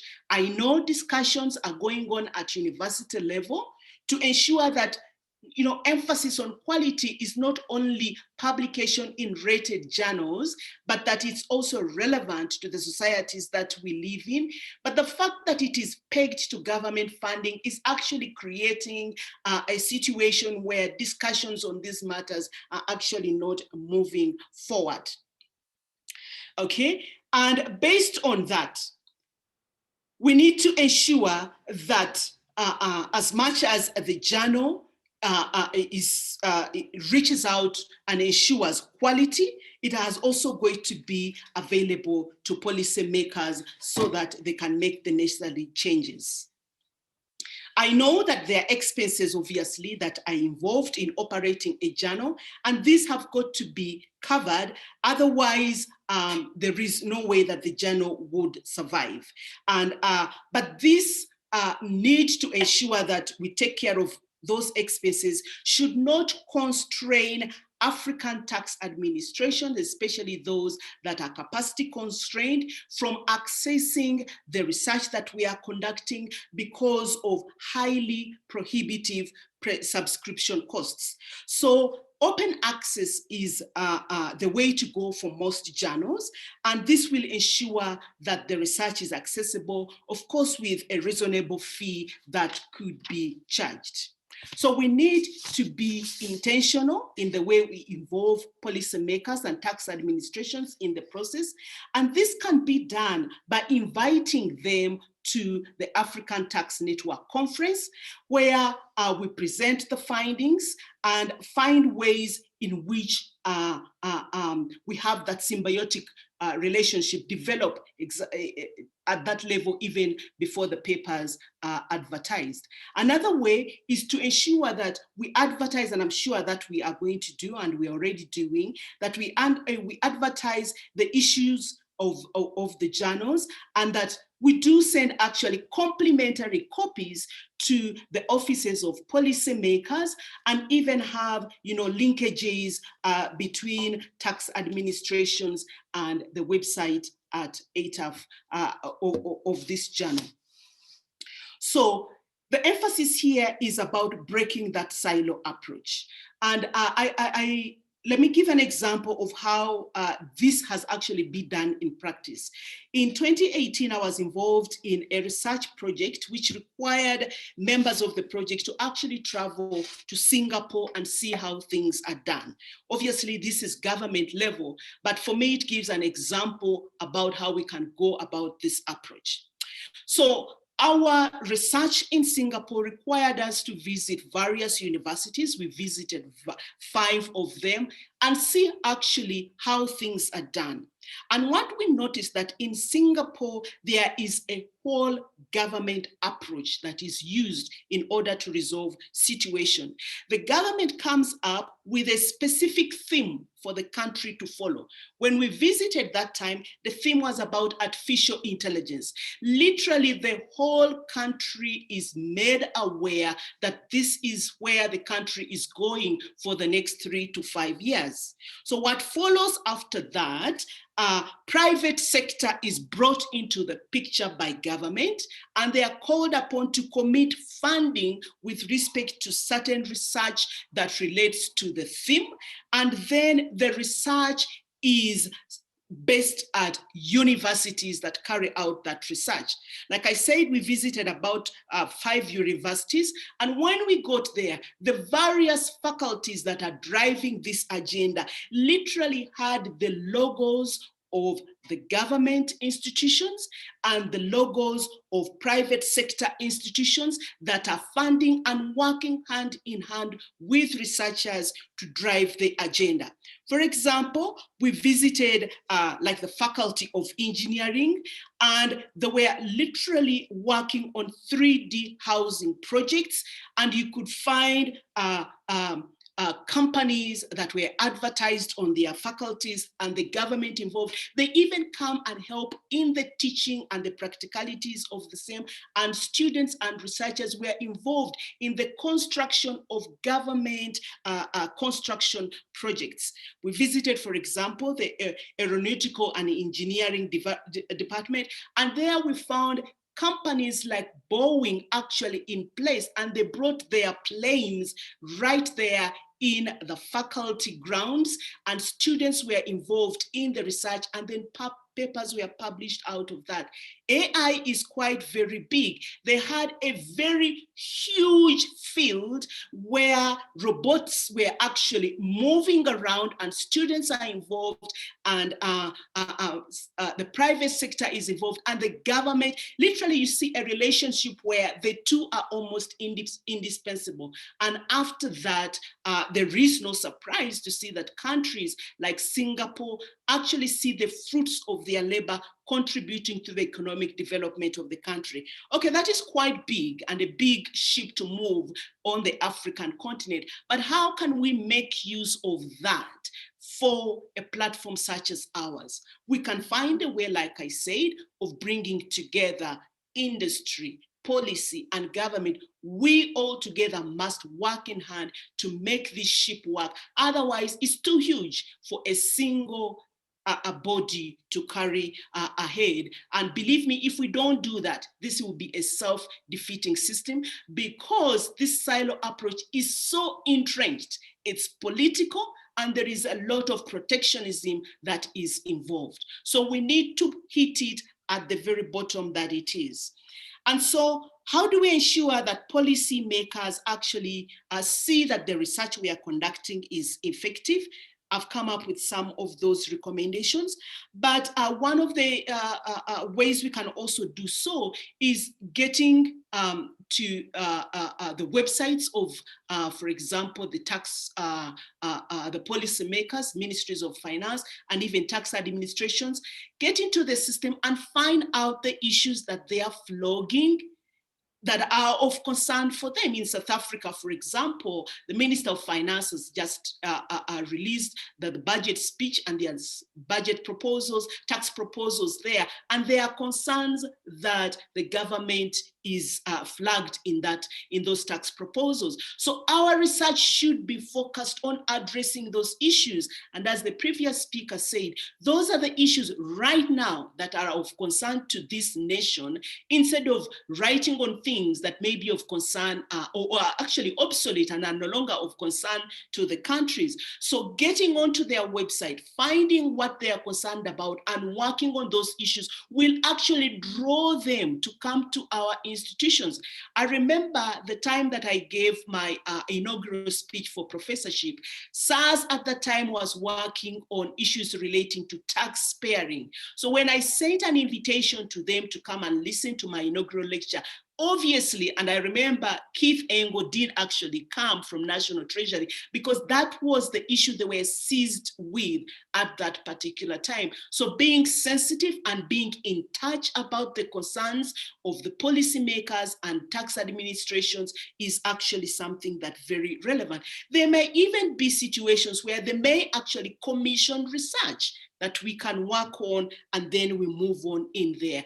And then another thing that is very important as I wrap up my discussion is the fact that many tax administrations right now in Africa appreciate the importance of research, something that wasn't the case a couple of years ago. You find so many research, what do they call? Research bodies or research centers in African tax administration. Good one that I've been working closely with is the one in Uganda. So for us to be relevant, it would be very good for the ATRN, for this journal, to have close linkages with the research departments in African tax administrations, because then we would know exactly what they are concerned about, and that will be helpful in breaking the silo system that I've just discussed. Thank you so much for your attention. Wow, thank you very much, Prof. Annette. This was very, very much insightful. You talked about the importance of recognizing that the tax research excellence does not only come from publication in high-rated journals, but also making sure that the research that we publish or work on is relevant but accessible as well for the society where we live in. And then you definitely stress the importance of breaking the silos.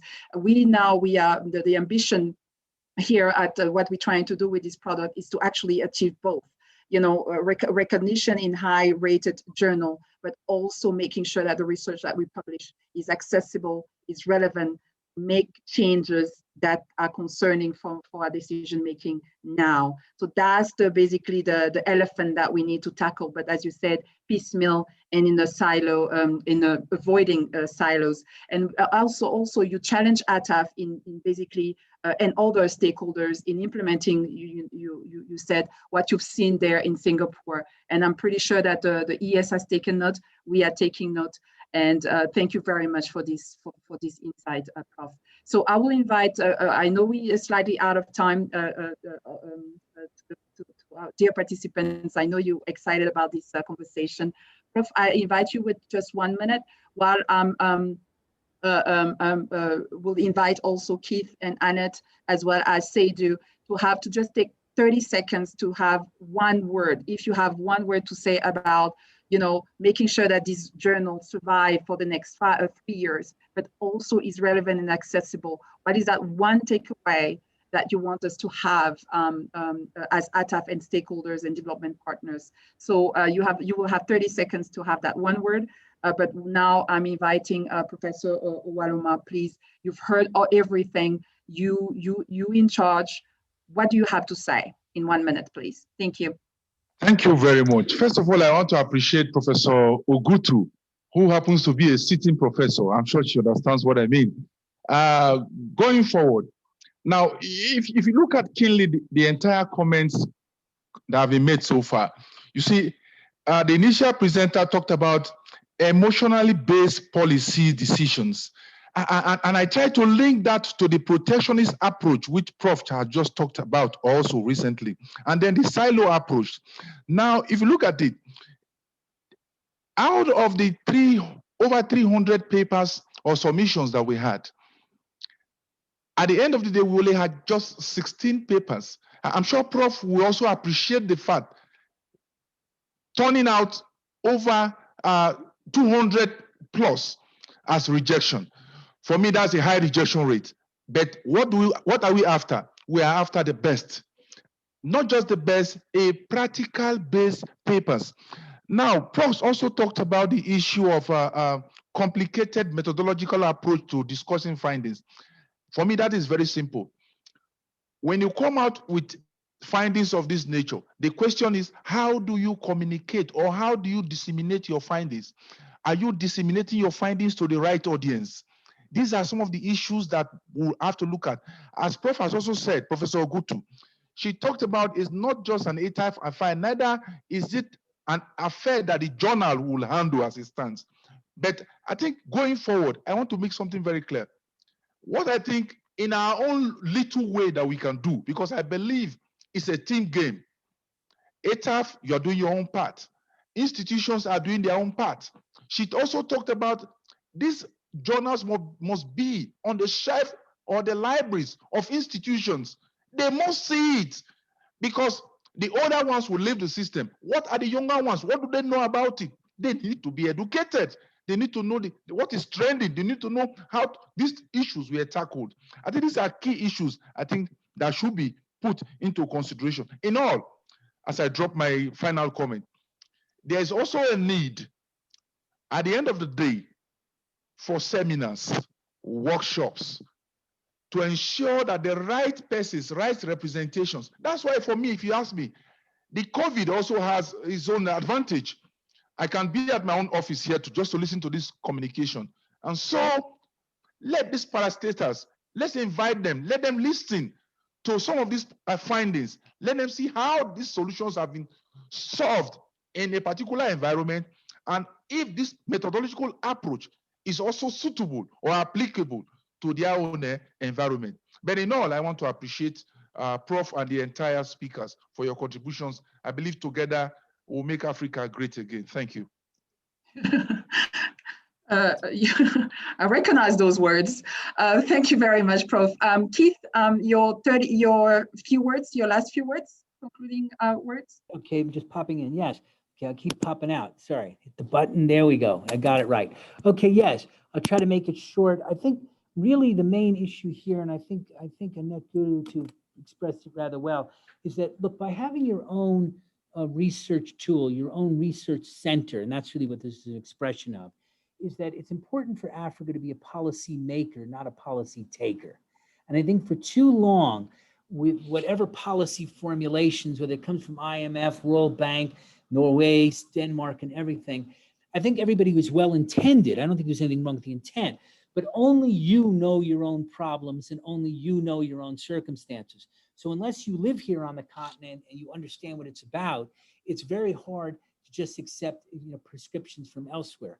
Europe has its own problems and it flavors it, so forth. So the key is, this is key to being a policy maker, not its own taker, not just being a policy taker. And then I think in terms of policy dialogue, this is sort of a platform of that dialogue, because what you've really been trying to do in various forms is make sure that the revenue authorities, the policymakers, the academics, and whoever else is engaging within Africa on its own terms and creating that own dialogue so that you can get a sense of things come from from Africa on up, not the way down. And it's important to get those dialogues going because unfortunately, when you're looking at policy, too often the Treasury is Googling. They're Googling their way to the US, Googling their way to Britain or to Australia or Canada. They need a place where they should start. And it should be the starting point is looking for Africans for their own answers first. And so I think this is a very good initiative. I see this has been a very difficult journey. Nobody could say that it's not. I mean, yeah, so I don't even know what to say there, but what you've done is truly amazing in that regard. And I think you've got the fire going. And so let's hope we can keep that fire strong. Great job. Thank you so much, Keith. Thank you very much. Dr. Coulibaly, your last few words, less than 20 seconds, please. Ok, merci beaucoup, Nara. Je pense que le paysage de l'administration fiscale et de la politique fiscale enregistre l'arrivée d'un nouvel outil, d'un nouveau instrument très important qui vient à point nommé. Donc, désormais, les praticiens, les décideurs auront un document de référence dans lequel ils pourront puiser des éléments pour éclairer, n'est-ce pas, leur prise de décision, pour éclairer, n'est-ce pas, les réformes qu'ils entendent mettre en œuvre pour améliorer, n'est-ce pas, l'administration fiscale et la collecte des impôts. Parce que plus que jamais, les pays africains, en raison de la pandémie, ont besoin d'accroître la nécessité, d'accroître la mobilisation des recettes fiscales, parce que les besoins sont pressants, la dette explose, les bailleurs et les bailleurs bilatéraux comme multilatéraux ne pourront plus nous accorder le montant de l'aide comme par le passé parce qu'eux-mêmes font face à des difficultés aussi en raison de la pandémie. Et donc, il va falloir accentuer la mobilisation des ressources internes. Et à ce niveau, je pense que le journal constitue un cadre de référence approprié, adéquat, qui va mettre à la disposition des décideurs et des praticiens également des outils précieux, pertinents et implémentables qui pourront aller vers cet objectif. Et je pense qu'ensemble, chacun de nous, à son niveau, doit œuvrer pour la promotion du journal, pour sa visibilité et pour sa renommée internationale. Moi, en tout cas, dans mon travail de tous les jours, nous, on fait de l'assistance technique, on fait également les opérations d'appui budgétaire qui sont des opérations qui appuient les réformes dans des pays. Et je pense que nous pourrons valablement, compte tenu de la crédibilité de ce journal, nous pourrons valablement puiser des éléments dedans pour éclairer, pour asseoir, n'est-ce pas, les pistes de réforme que nous pourrons discuter dans le cadre du dialogue, policy dialogue, du dialogue sur les politiques avec les États membres. Et je voulais, pour finir, vraiment saluer toute l'équipe de l'ATAF, de l'ATRN pour cette initiative. Saluer également les auteurs qui ont contribué à soumettre leurs travaux dans ce journal.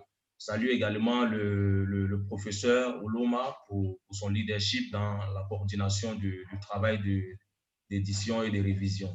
Donc voilà en gros mes mots de fin. Nous tenons le bon bout, donc gardons le bon bout et continuons dans ce sens. Merci.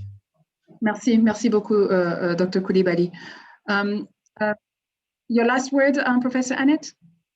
Quickly, please. Professor Tabo, I think he's about to kill me. Okay, thank you so much. My last words, this journal must become a force to be reckoned with and a priority for our researchers to publish in. It must become a force to be reckoned with respect to African tax solutions for African tax solutions. And a matter that I forgot to talk about is the issue of driving comparability studies that are in Africa. So much research we have there by Africans have comparability studies with the UK, with the US, and all sorts of developing countries. But we need to look for problems and solutions within Africa and have those comparability studies that come up. Another issue we also need to encourage is core publications that deal with interdisciplinary research issues that bring together economics, law, accounting, and the political economy of tax issues. Thank you. Beautifully said. So colleagues, I can only just, Dr. Fred, your last word as well? Thank you very much, Dr. Nara. I'll be very short, 20 seconds. I see this journal as a journal, an African journal for African solutions. And therefore, I think it should stay that way. Finally, I want to say that we remain supportive of the ATAF as Kenya. Our Commissioner General is a member of the Executive Council of ATAF, and you can always bank on Kenya Revenue Authority support for ATAF and ATAF's activities. Thank you. Thank you so very much. I'm really grateful to all of you panelists for really you have really unlocked some great insight here, and we thank you. And we, with your help and your championing, I know we will continue. The journal that has just started will basically reach all the aim that we're trying to achieve here. So Professor Tabo, I will give you back the floor. I apologize that it took so long, but as you can see, I guess, I imagine everybody else found it very interesting. I apologize for taking so long. Back to you, Prof. Thank you. Thank you very much, Dr. Nara, and to your panelists. You need not apologize. Believe you me, as I was sitting here listening, I'm thinking, time is moving just so fast. I wish I could stop the time and listen to what your panelists were saying. Most of what your panelists are saying is of high quality. I found myself thinking, this could be an article in our journal, the high quality of the thoughts. And I found myself clapping a couple of times, applauding and giving applause to various speakers. And I'm confident to clap again for the whole panel, including you, Dr. Nara and Professor Olumo. Without further ado, ladies and gentlemen, as we know, time is not on our side. I'd like to call upon the ES, Mr. Logan Watt, to come and do the official launch of the African Multidisciplinary Tax Journal. Logan, over to you. I'm going to restrict you with time just so that we could finish, and we can all blame it on Nara and her panelists. Thank you. Thank you so much, Professor Leguaila. The energy in this event has really been so exciting. And thank you to the many comments we've had in the chats. We must now go out and own this publication. There's nothing I can repeat about what anybody has said, because the contribution from the panel was incredibly rich, from distribution to owning, to making use of the publication, from inter-university connectivity and comparability. Thank you very much to all of the panelists. Based on this beautiful and insightful discussions, I'm optimistic that the journal will play a crucial role in achieving what we wanted to achieve. And so we look forward to engaging with academics and researchers from across the continent and the world. And Dr. Mugambi, the ATRN conference later this year, whether it's virtual or physical, it will definitely happen. And if it's physical, we will have it physical and both for those who do not still want to travel. So we'll make it happen. I need to thank, just before I launch, I need to thank Juta and of course, Mr. Brian Warowa,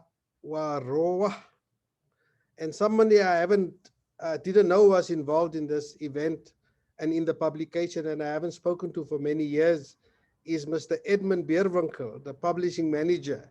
It was very good to see you on the chat.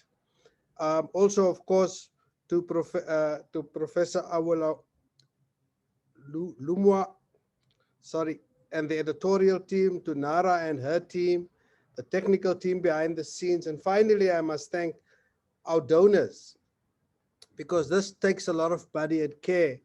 And so please allow me to thank the following countries who are key sponsors of ATAF's work: Switzerland, Finland, Ireland, the Netherlands, the UK through DFID, Norway. I'd like to thank GIZ and the European Union, the Open Society Foundation of West Africa, the Hewlett and Flora Foundation, the Ford Foundation, Trust Africa, and the African Development Bank.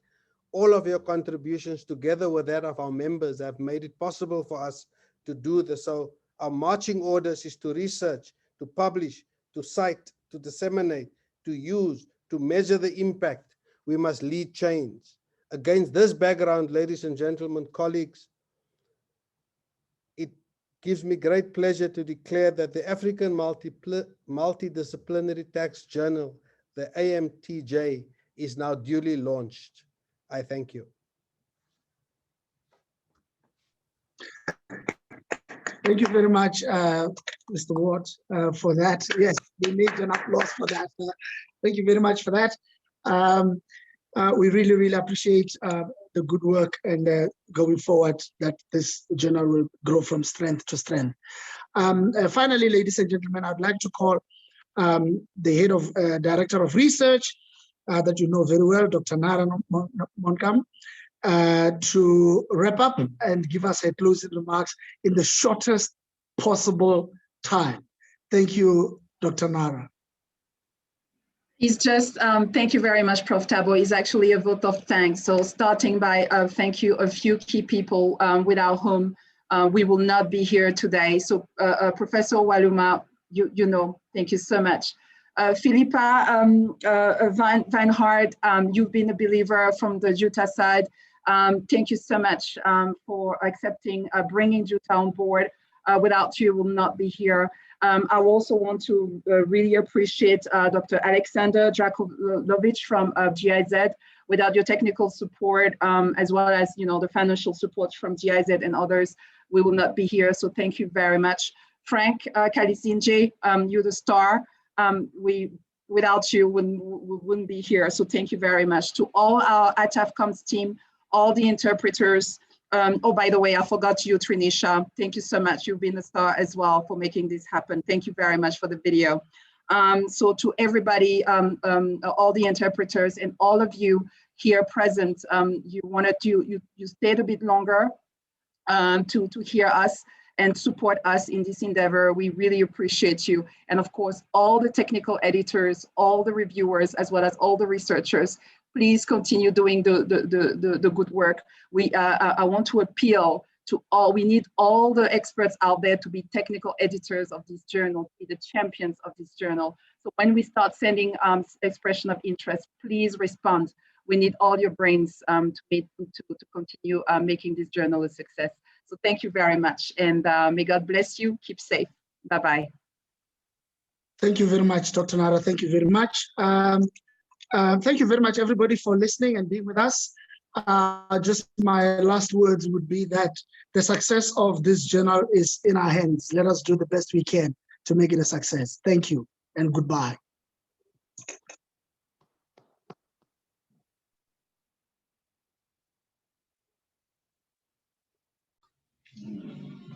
Dr. Fred, so you heard the ES, we're coming to Kenya. Oh yes, we look forward. We hope COVID can be contained so that we can have everybody here coming over. Now we need to convince the authors to keep on writing. Yes, definitely. And it was nice getting to know all my colleague panelists. Thank you. Prof, hopefully we'll Annette, hopefully we'll see you. Seydou as